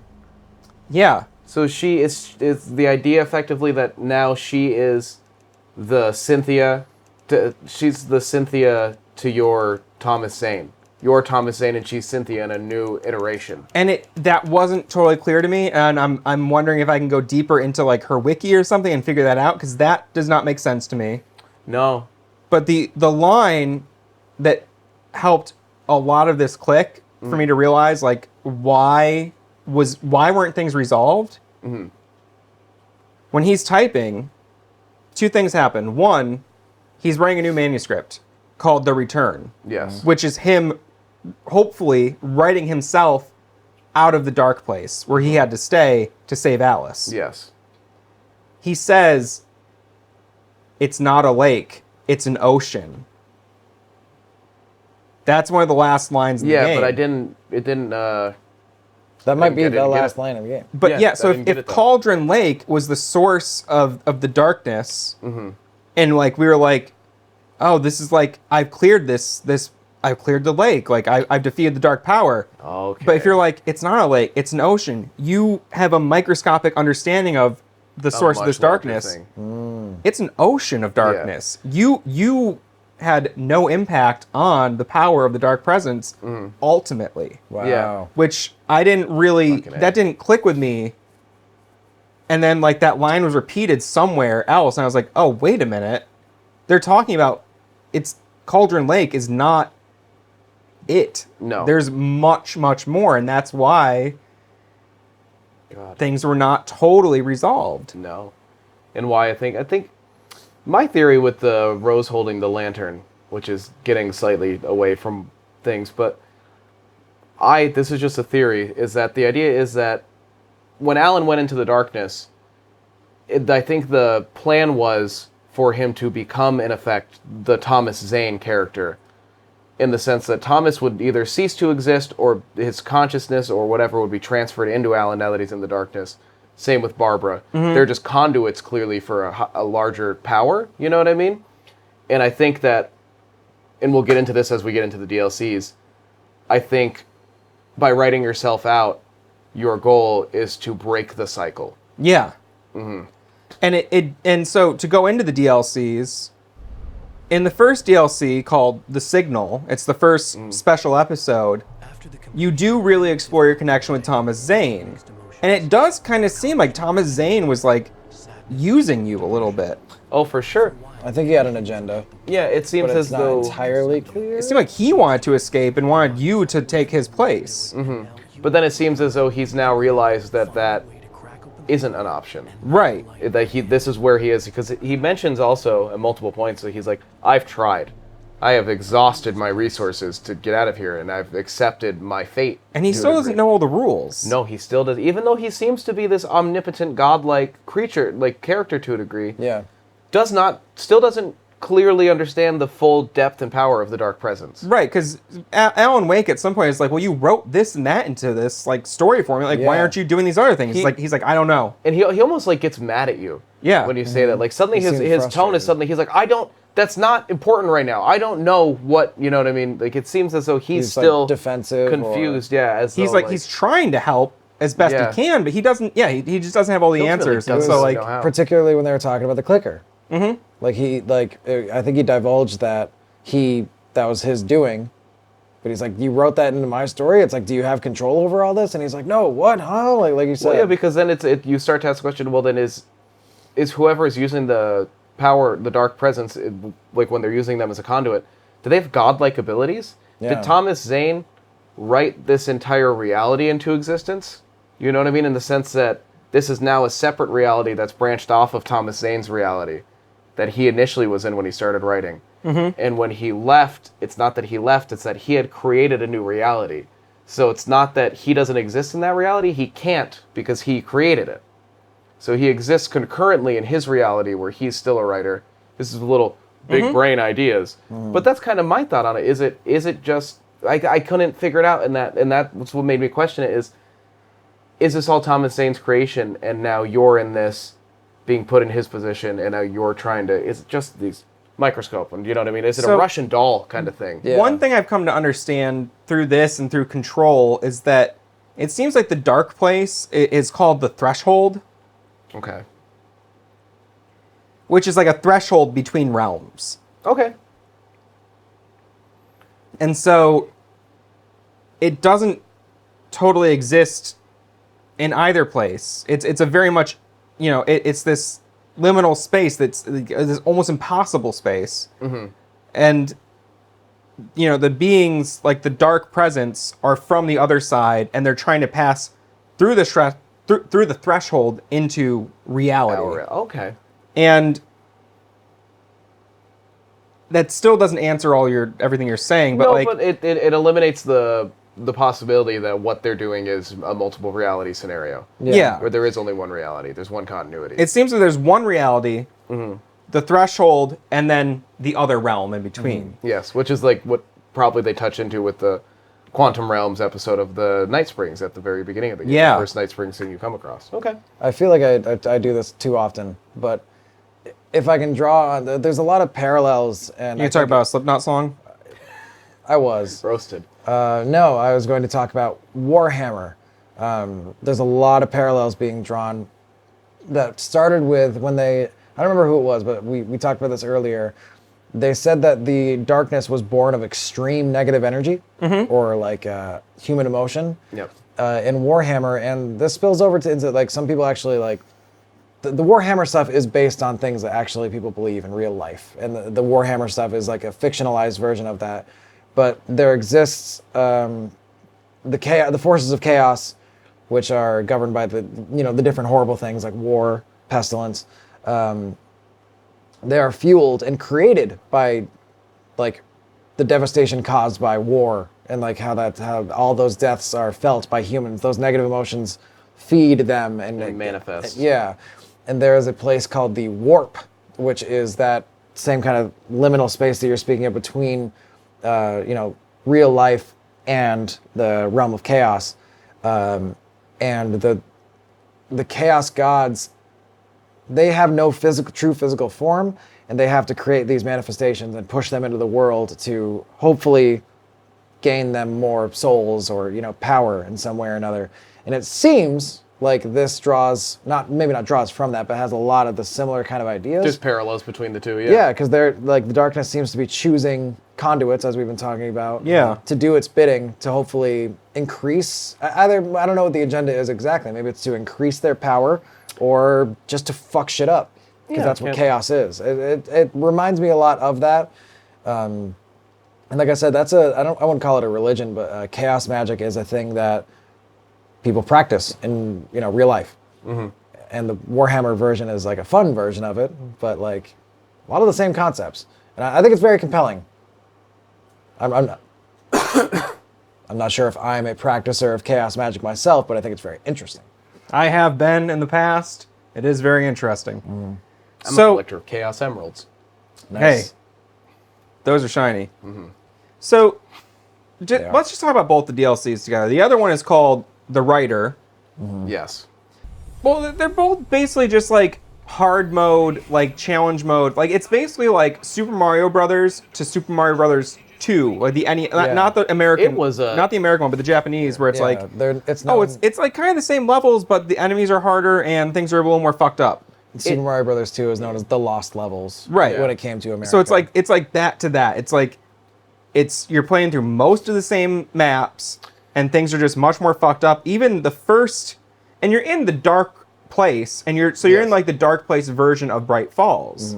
So everything's a little bit off and a little bit fucked up, and you're actually like throughout the first DLC, I believe, you're seeing like everything's kind of normal, but it's a little like that something's where it was, like there's something where it didn't used to be. yeah, it's a little bit off, Every but day- you're seeing And you notice that every time Flashbacks. you're seeing Yes. flashbacks to like effectively like sprites or ghosts, you know what I mean, coming up and From acting reality. Out, yeah, Oh, from that's reality, right. acting out what you had done in that. Like you returned to the church, Yeah. with the Deerfest statue. Oh yes, and Sarah Brooks is there. Yes, and Brooks? she's there for a moment. Breaker. And Sarah you have Breaker. to wait for her to unlock the door, like you normally would in order to enter the church. Yeah.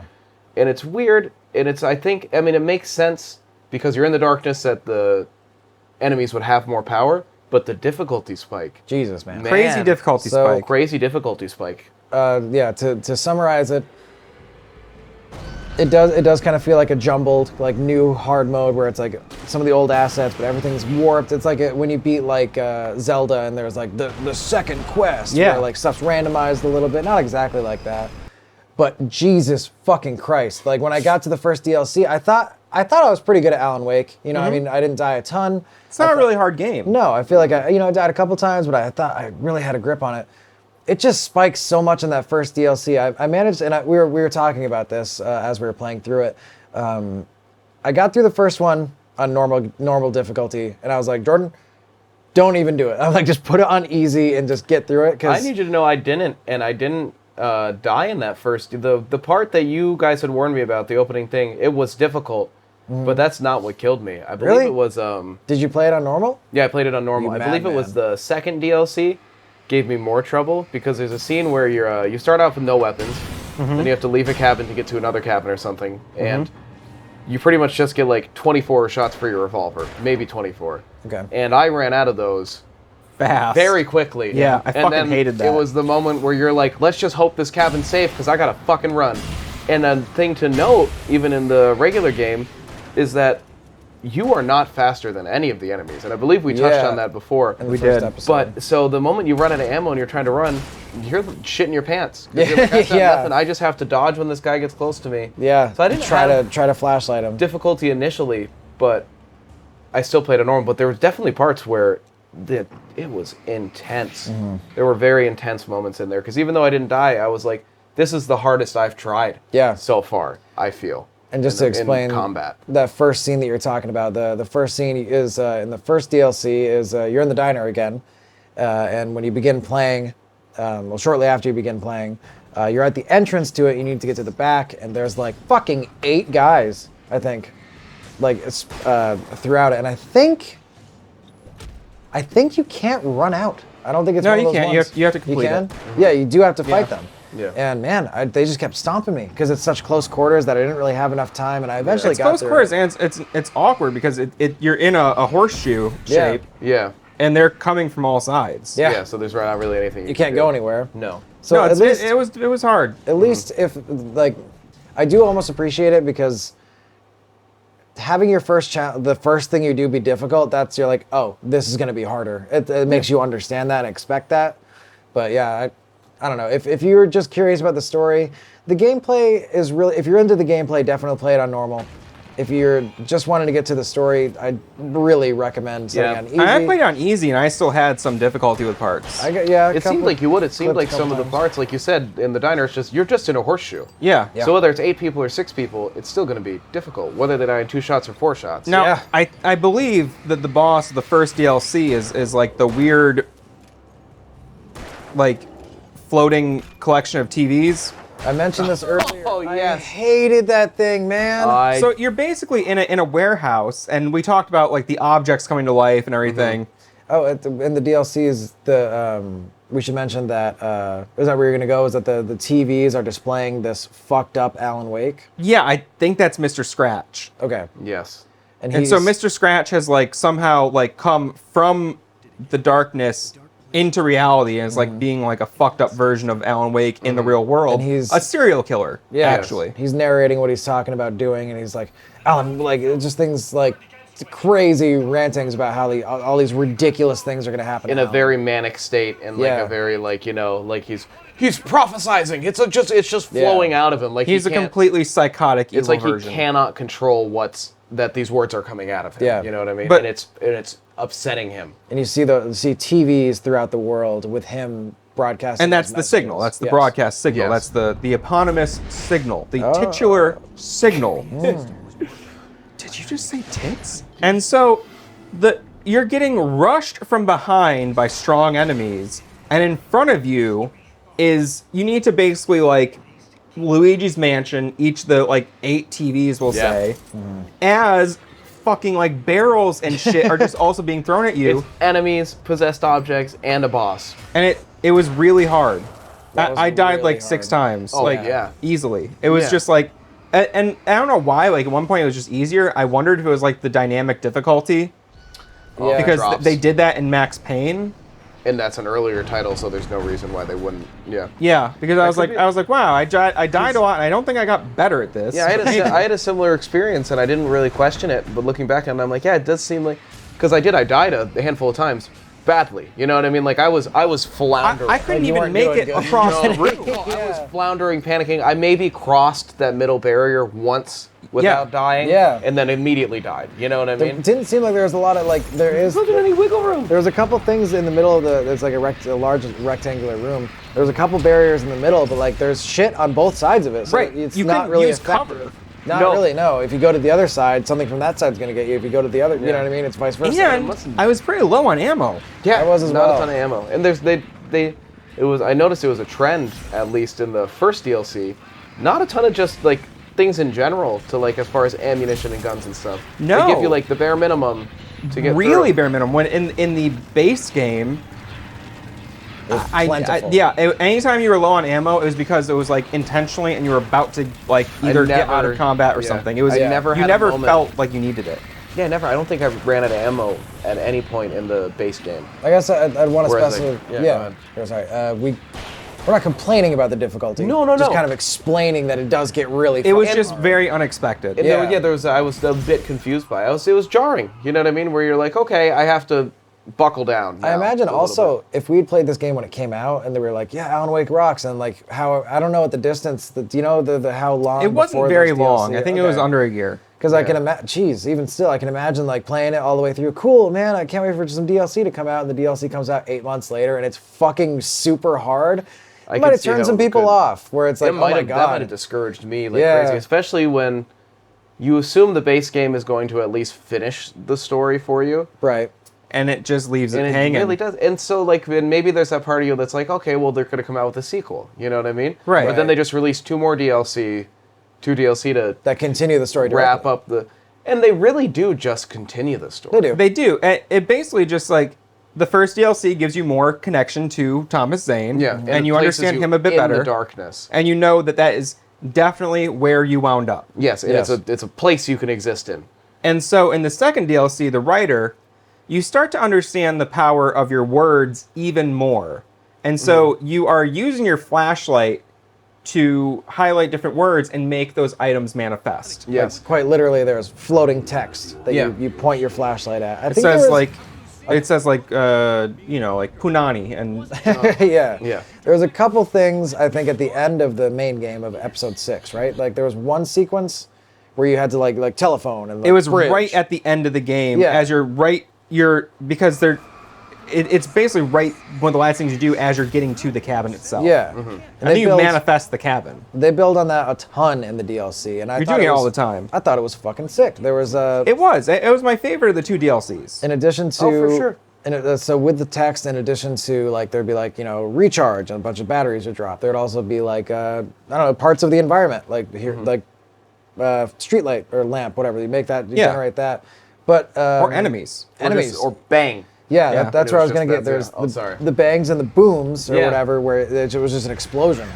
Which But- was great when you're getting swarmed. Yeah.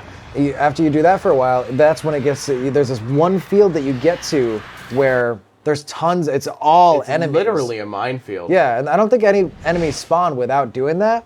But you have to really not. Oh, I think there's bear traps.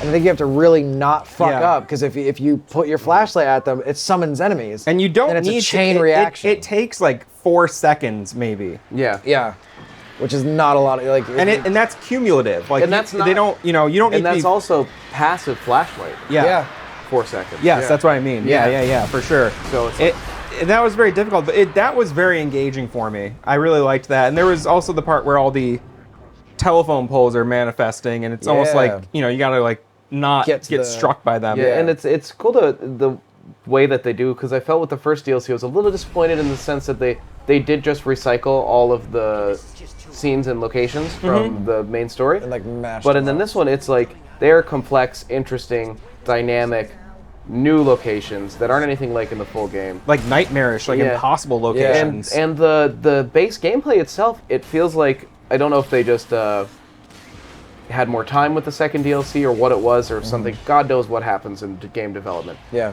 But it just felt like that was a more fully realized, and the whole, everything about it, the gameplay was different. It felt very unique. It Yeah. felt like the same game, but also I was like, I like these new dynamics that they're like introducing. conceivably, you could build a game around that concept. Oh, Yeah. absolutely. Like an entire game where you see words in the environment and use it to selectively manifest those objects. Which Like, is yeah. the one criticism that I had of it, and this isn't, it's still, I thought it was incredibly smart. I thought it was a really cool, creative idea.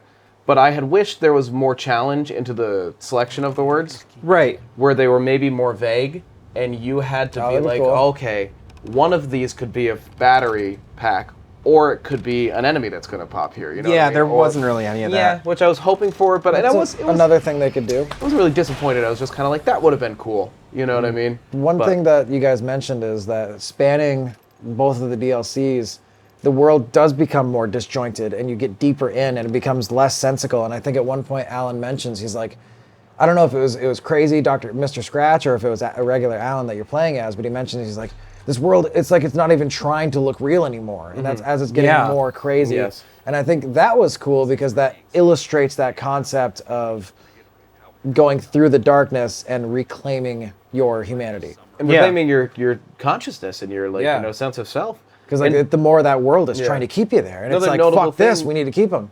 is Barry's with you. Barry's bulk. with you like the A entire memory time. of Barry, but it's Yeah, not. memory of Barry It's is not not- real. No. like a shade. And it gets very meta in the sense that he starts addressing that he's like, you're like, Barry, will you shut up? And he's like, well, you're the only one who could make me, Al. Yeah, Y- he's like, I'm your imagination. figment of your If you want me to shut up, imagination. make me shut up. You know what I mean? Like, just think it and it'll happen. Yeah, And that was he's cool. really, it's a weird, like, little, like, angel on your shoulder to be like, I am just part of your brain, but I'm the part of your brain that's like, fucking nut up. You know what Yeah. I mean? And like, you're controlling this, so do something. Realize that. It was cool they Fight, used him for you that. know? And so the climax of this second DLC is ultimately you battle Barry, but before that you battle like taken versions of all the prominent NPCs from the first game. Yeah, Fight and the they give you Anderson little brothers. quips. Yeah. You fight. I don't know if you guys also, whether or not you found that. Did you find all of the cutouts? I missed one. I Oh, only yeah. found one. You only found one? Yeah, They're all I think that just means I was pretty. busting They're pretty ass. funny. Each cutout is effectively just like a promo about that character, as if they were a writer, but never in like a flattering light. It was always kind of like So it was like backhanded. Barry's most exploitative like interpretation of them. Yes. Okay. That's effectively what it I was. found a couple of the Bright Falls video games, Yeah, I found a and few I of those found a too. couple alarm clocks. The night Alarm spring. clocks were the collectible item in the first DLC, and the Yes. Night Springs. Night Video Springs. Xbox sorry. 360 Yeah, discs yeah. were the Which is second funny, one. funny to see. I mean, I guess it makes sense, but it's funny to see that in the PC version. You're playing Yeah. PC and you're picking up Xbox 360. Yeah, here, I'm like, whoa. It's a That little was time silly. capsule. But yeah, you literally have to go through and you fight all of the major characters from the game. That Yeah. you had to develop, really that you developed any emotional connection to, Yeah.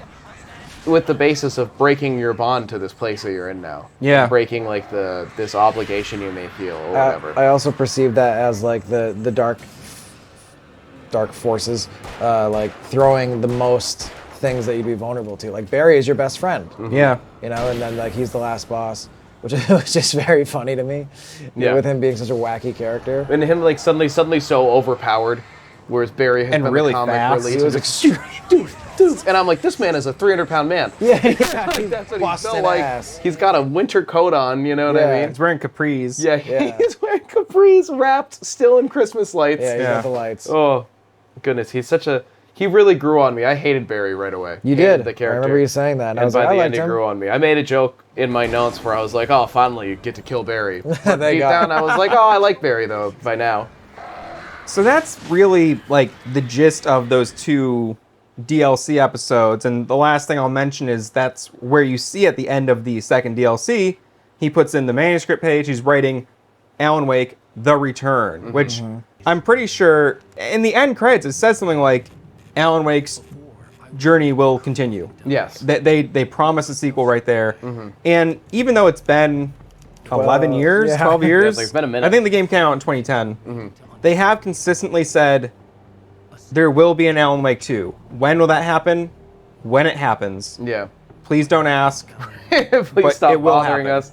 Be grateful for the content you have. Right. I feel like I feel like you can really rely on that because of how consistent they have been drawing as a stuff, studio putting- Remedy. and you putting- know? Right. And there's even a video that they put out where they said like basically when Microsoft turned down Alan Wake 2, and I think IGN, I'm telling 2 different stories here. Microsoft turned down Alan Wake 2. When that happened, they said we want to make this game, but we want a new IP. That's when they made Quantum Break. They said, "Hey, we're not able to make Alan Wake 2 right now. We want to, but we promise you that will come. We know you, the fans, really want that. We're not going to let you down if you can stick with us."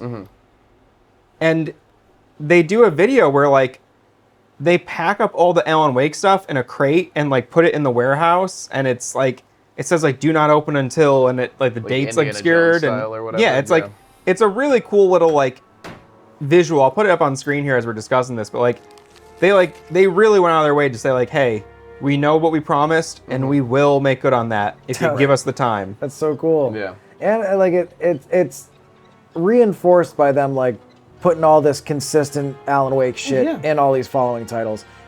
I'm hoping, continuity. and I think Matt has a lot more insight on this, but like it seems like Control is really picking up a lot of steam. Like it seems like that's a pretty fucking successful game. I'm hoping maybe that might give them the success they need to focus on stuff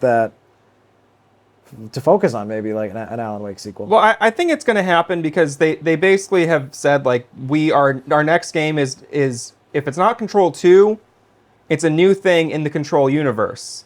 And knowing that the Control universe and Alan Wake universe are the same, does that mean it's Alan Wake 2? Well, effectively, when they say Control Universe, couldn't they then be like, it could be any game in our universe? Yeah. Well, the thing is, Alan Wake and Control, the only 2 games that they've developed, they have the rights to. That's true, because Max Payne belongs to Microsoft now, right? Max Payne is Rockstar. Rockstar, that's who And it Quantum is. Break is Microsoft. So, but even Quantum Break has a lot to do with Alan Wake. Yeah. in so much as people in the Quantum Break universe seem to be aware of the Bright Falls events. Okay. Okay. Do they interesting. like mention it a little bit? Maybe not by name. No, they mention it directly. Oh, okay. I mean, very directly. In yeah. no mixed Christ. words, apparently. There's one the character walks by and he's like, "Fucking hell, I was playing Alan Wake last night. This shit's crazy." It was like a town called Bright Falls. It's in a very strange way where it's you can tell because Quantum Break is all about time and reality. Like Bending. they talk about Alan Wake as if he was a real person, but also at some point you do find someone playing Alan Wake on a PC. What the fuck? So it's Wow. like it's hard to say. I feel like I'm Alan Wake right now. Everything I keep saying is real. You are manifesting My- your own destiny. Cock is huge. It's real. Oh! Rocket shoots out. so. Oh. They'll stay true to what they express there, but to just like kind of like wrap things up, what were some of the cons? Now, you mentioned one just now off camera. Yeah, and I think Cons of overall gameplay, I'll say. yes, the cons of overall gameplay. Obviously, we touched on it a bunch. Car mechanics a little bit. Just entirely The right stick. The right stick. Entirely the right stick. Nothing else with the car is flawed. But that seems like something that was just missed. You know what I mean? It almost feels like I can't in any way justify that mechanic. that's where I'm at as well. And the only other moment for me where I couldn't justify the mechanic was in the second DLC specifically. When you're shining the flashlight on the words to get things, you'll come across the word tools often. And tools will give you ammo, battery, you know what I mean? Batteries, a gun maybe, It's a whatever. supply cache. New Flashbangs, flashlight, yeah, yeah. flashbangs, flare, whatever. It'll drop all that shit. And because the landscape and the settings get so wacky at a certain point, you're often on bridges or you're on cliffs or you're walking down like there's a sheer drop next to you.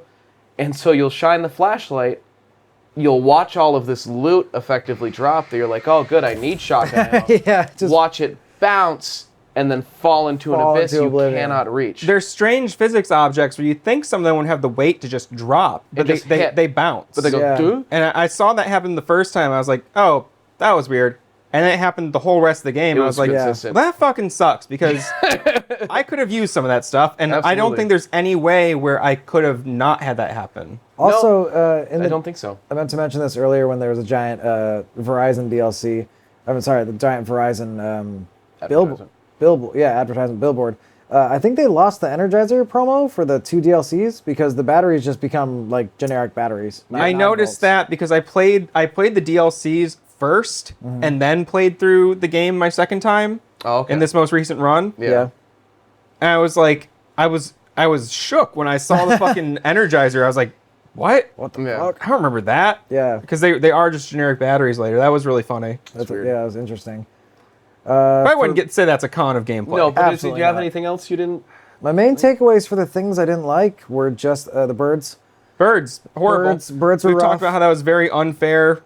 It didn't seem like it had Just any. a broken mechanic. Yeah, I don't know what went wrong there. I do think sometimes chaos elements, like unpredictable bullshit and not bullshit, unpredictable things in games can be cool. And Yeah, like, for sure. Like, but sometimes it falls flat. Like I remember in I think Smash Brothers Melee, not Melee. I'm sorry, Brawl. There was you had a random chance to trip at any moment, and they just thought that was a funny thing to like put in the game. But you have to like stand back up, and gamers hate it. You can take like a risk like that sometimes and it pays off, but other times it really doesn't. I don't know if this was an intentional thing where they're like really keeping you on your toes because I could never get on top of the birds. The birds almost always, when I was getting like wrecked by, you see the first one always. You get a little warning shot. Sure. You go to take them out.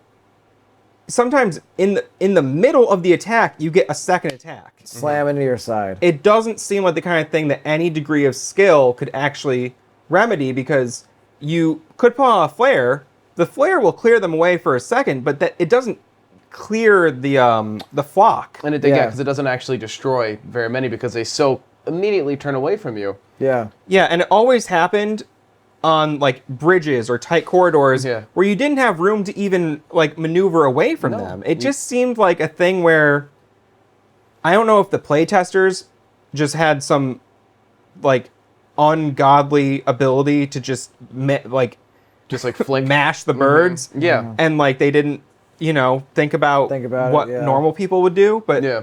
that was the other thing in the game where I was just like, man, this sucks because I'm getting cheap hits on me all the time when the rest of the combat centers on being flanked and managing multiple enemies from multiple angles in a way that is really rewarding and very manageable. Oh, like and you feel so have the badass skills when you you- need to do it, and it's really Yeah. satisfying. Were you guys surprised that there wasn't a 180 button?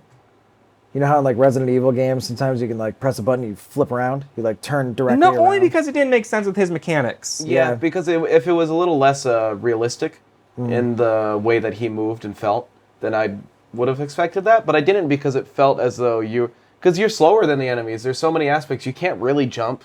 You know what I mean? No. There's no like real parkour aspects. Yeah, It's like you're just a guy. you're just a fucking guy. And do you think they may have like meant to give him a 180, but instead did it to the vehicles on accident? I think that is what happened. I think we got to the bottom of it. There's only 2 other things I could think of that were negative experiences that I had. We had the crows. I do think, like, yeah, there was a lot of moments that I felt like I had the thought that it felt like it was parts of the game were padding because the story was so good and I was so invested in it and so immersed in it that I didn't want to go to the other building. I wanted to see the next part. But ultimately, I do think that was a negative feeling that I felt during the game, but ultimately is a good thing because if I played through a second time where I already knew the outcome of the story, I'd have more content to explore and appreciate. Yeah. But another thing that you mentioned on a similar tip was the contents of the 2 DLC could have been wrapped up in like a 3-minute cutscene. Story, that's Instead. actually what I was going to say for the last thing. For those 2 things, I am glad there was more Alan Wake content. I'm glad that we could play more if we wanted to. The story aspects of the 2 DLCs could absolutely, I think, have been a very cool cinematic cutscene. Yeah, like you even could have just sprinkled in more stuff about Zane Throughout leading the up game. to the ending. Yeah, And then just had the end of the game to be him putting the return in the typewriter. Yeah. Yeah. Because I mean, like it's the whole him being trapped in the darkness thing is interesting, but even that could just be like I was again explained quickly in a cutscene. Could have just fucking said it. Yeah, he could have just said, "And now I'm trapped in the darkness, and I need to get out." And then Yeah. here's the fucking return. I saved Alice. Now I took her place, essentially. Yeah. And That's something that I could hear. I can hear him narrating that. He's like, I managed to save Alice. well, I But believe it cost in, me my life. believe in that's American how- Nightmare, I think he says something along the lines of like, "I'm trapped in the dark place now." Like, it's not like he's incapable of mentioning it. Yeah. Specifically. I don't But know. even the like we mentioned earlier, these criticisms or negative experiences we had are not world ending. They're extremely trivial. I Yeah. would even say for a majority of them, maybe except the birds. Those are a little bit. And even then, I'd like to stress that the birds, while obnoxious, I don't remember the birds killing me ever. I No, don't think no, they no, ever Unless they it was- knocked me off an edge. It was I just don't like, think it they was- ever got me. It's just the kind of thing where it's like I don't like getting like hit by a cheap hit where I feel like I couldn't have prevented that. yeah, precisely. where it's not a skill. Yeah. It's not a skill issue. It happens like 5 times over the course of a fucking 12-hour campaign, though. Yeah, of an otherwise like really good and smooth. And like almost everything else in the game is a 9 or 10 out of 10. Yeah. So it's like I these think minor aspects if are you- like a couple minute flaws. We're really yeah. nitpicking. If you Yeah. take Frank, yeah. if you take a step back and you look at just the magnitude of this story writing, how it connects to other universes, how sound the story is while leaving it open at moments to be built on, but still being like there's no like when you get as intricate as the story is, it's amazing that like it wasn't all fucking ruined. You And know it's what I mean? amazing By, that there's like, no like there's no- logical fallacies. there's no apparent like I wasn't like that doesn't make any sense. There was no like giant plot holes. Like it seems like the if their foundation wasn't so solid, it would have been like placing one brick on top of another. With You no know what I mortar. You mean? have no, Like there's- trying to go a mile You high. have nothing to hold them together. You're Yeah. just putting bricks on top of But each other. all of that is there, and Yeah. like it's I think it's like a triumph. I think it's amazing that they were able to get that ambitious and be that successful. Who else can do that? What game like usually like stories are save the princess. You know what I mean? Yeah, And it's it's really- 2021. We have a lot of great stories, but even still, they don't get to this level. It's a good marriage of story and gameplay because there's Oh, a lot yeah. of games. You know, I just recorded an essay I wrote about this a while ago. Huh? It's just like I think it's something that you weren't able to see in before around 2010. Early games, no plot. By the mid 80s, you had a paragraph or two of plot in the instruction manual or on the back of the box. But plot and storyline and narrative were always separated from gameplay. Yes. And then finally in the 90s, we got games like Alien Soldier, where they give you fucking 50 books that you of text that you Yeah, have to read. effectively a full novel. Yeah. But then it's true. Like around the late 80s, early 90s, like 1989, Ninja Gaiden was notable for having very complex cutscenes for the NES. Oh, yeah, yeah. those are sick. And then deeper into the 90s, you saw things like more use of cutscenes, very primitive cutscenes. Yeah. But and walls of text to communicate story. So that was story and gameplay were now adjacent, Yes. you know, or running parallel to another. But it was no longer separated. You know, Yeah. it wasn't two separate forms of media. And even a game like Mario Brothers has a plot Yeah. that most people are unaware of. Yes. You know, they never talk about black magic and the black magic turtle tribe. Yeah. But the Koopas are a tribe of turtles that practice black magic and invaded a kingdom. Like, for most people, the story of Mario is Mario saves the princess and defeats Bowser. Precisely. Yeah. You don't think of him as a black magician. No, that's You know? not at all how he's presented to you.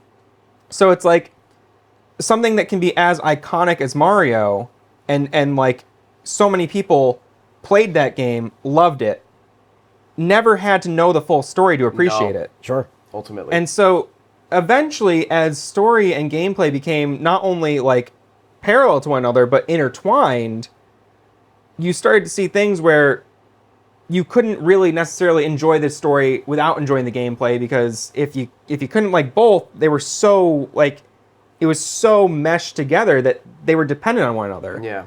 And it's rare for games that do such an intimate blending of story and gameplay to really nail both of them. Yeah. And Especially they with did. a story as complex as this. Yeah. And a universe as seemingly massive. Right, and as stories this. couldn't be that complex before because there was no way to tell a story that complex with the limited tool set Yeah, that no, games not at all. had. No.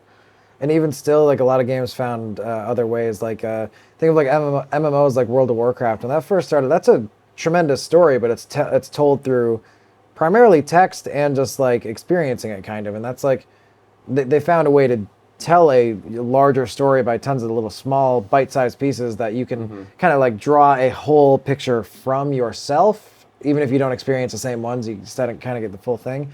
But like this game, like, I don't know how else to put it better. Like it just nails it.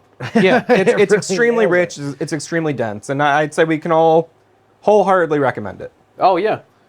I'm glad that I can say, yes, I've played. I've played. Well, he can say it however he needs to. I'm saying it. I don't want to have this argument again. The one thing I didn't finish saying earlier was that IGN does have a video, I believe it's IGN, of like 12 minutes of the Alan Wake 2 prototype. That they, Remedy was just like, we'll show this because it's been long enough, this isn't fucking coming out. This build is scrapped. Like, And there's a few other like neat Alan Wake related videos from Remedy because they're really good at curating information and presenting it to their fans through their YouTube channel. I'll link a bunch of stuff in the description here of things that if you want to go even deeper than this fucking 5-hour conversation, there's a lot more stuff to explore. I think that's a great testament to the game itself. That like if you like, people could listen to our dumbasses talking about it for this long, and still want more. and the amount of off-screen discussion that we continue to have Oh my god, yeah. is ridiculous. Yeah. Like, it may be 5 hours of film, but it's a good 12 hours of us just talking. Yeah, and about there's, Alan Wake. I'm holding back a lot because we did not talk about American Nightmare and we did not talk about Control, and I hope we can eventually revisit those conversations more in depth wherever, because I'm the only one who always played I Control. feel like I'm gonna play those games just to get more Alan Wake. Oh, that's where I'm at now. I can't blame you. I'm about to start. You've sold me on Remedy games as a developer. Yeah, man. I never that's good to would've- hear. I don't know if I mentioned it in the other video. I never would have picked this game up. I did it only because I was badgered by people who I think have good taste for 10 years, and eventually I was like, all right. That All tells- these people that- who I really respect are telling me I got to, so I got to. Yeah, I'm glad that happened because that makes me feel like I have bad taste and maybe I should experiment more and expand my horizons. It's just hard because I think the Remedy games especially don't look all that great from the outside. It's because they're usually based in like reality, kind of. You know, what I mean? Kind of. Like it's not. There's it's no not way to a magician. But how do you put? It's like if you like a band that's hard to market. It's like, oh, it sounds like this. There's no easy tagline that can encompass a story this complex. Yeah. So how do you tell someone what it's like What's Alan Wake like? easily? Especially now that I know more, I feel it's one of those things where it's what's that psychological principle where like beginners think they know a lot more than they actually do, and the more you actually learn about it, the less you feel like you know. Have you guys heard of that? I don't know what concept? that's called, but yeah, it is kind of like that Yeah, because that's exactly how I feel. I feel like I know more about Alan Wake than most people on the planet, and I still feel like I don't know anything about. Oh, I've learned I know. I was like, I was playing through this game and I'm like, man, I'm fucking figuring this out. You know what I mean? Yeah. Like, I'm getting to the bottom of it. This story's not that complex. And then I spent any amount of time with you talking Yeah. about the universe, and I was like, nope. even But just all that's out making the like window. my notes for this discussion, I was reading through pages on the wiki where it's like, I was just like, what? and some of this stuff where I was like, even just like reading a single character's background, like a page of info, I was just like, There's like 5 oh my different, god, Like, this is the so 5 different blue much. things The that you want to click on. hitchhiker in the opening scene of the game, who doesn't get named in the game, has like a novel. Yeah, Like a, Yeah. yeah, which is fucking bananas. bonkers. And you can read it. Yeah. it's really important to punctuate this with.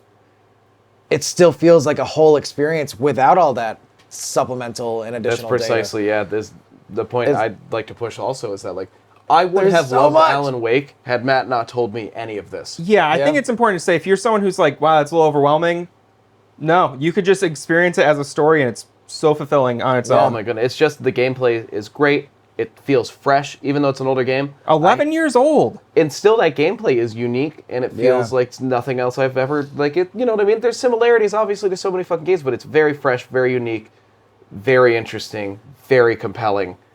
I think there's very many games that you could just watch the cutscenes of and kind of get the same experience. That's like why a lot of people watch Let's Plays. I think you gotta experience Alan Oh, Wake. you have to play Alan Wake for yourself. So much of the storytelling is told through experiencing the world. Yeah. Yeah. Yeah. And you decide your perspective, the depth of your perspective Yeah. is up to you. Yeah. Yeah. Which is cool too. If you want to just experience it real quick, you could do like 15 hours or whatever, 12 maybe. Yeah. Yeah. You barely even need to know who Maine is. You know what I mean? If Yeah. you don't want to. Yeah. Well, anyway, we can go on for probably 10 more hours, but I'm going to call it here. If you like this video, please subscribe, like, leave a comment, do all the things that help the channel out. And we have other discussions like this. We have other game reviews and more content here. So if you like it, there's more. You can always have more.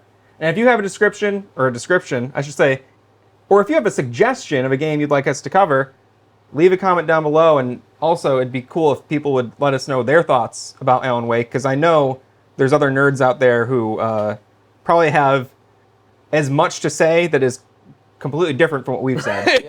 Entirely. And I think if you have played Alan Wake, I would really love to know how many coffee thermoses and manuscript pages you found on your first run. That's true. Let's real quick. I have the numbers here. Do you have my numbers as well? I have everyone's numbers. All right. All right, coming in third place with 77 thermoses is Jordan Hill. Second place with 81, or I'm sorry. Oh, I'm reading these wrong.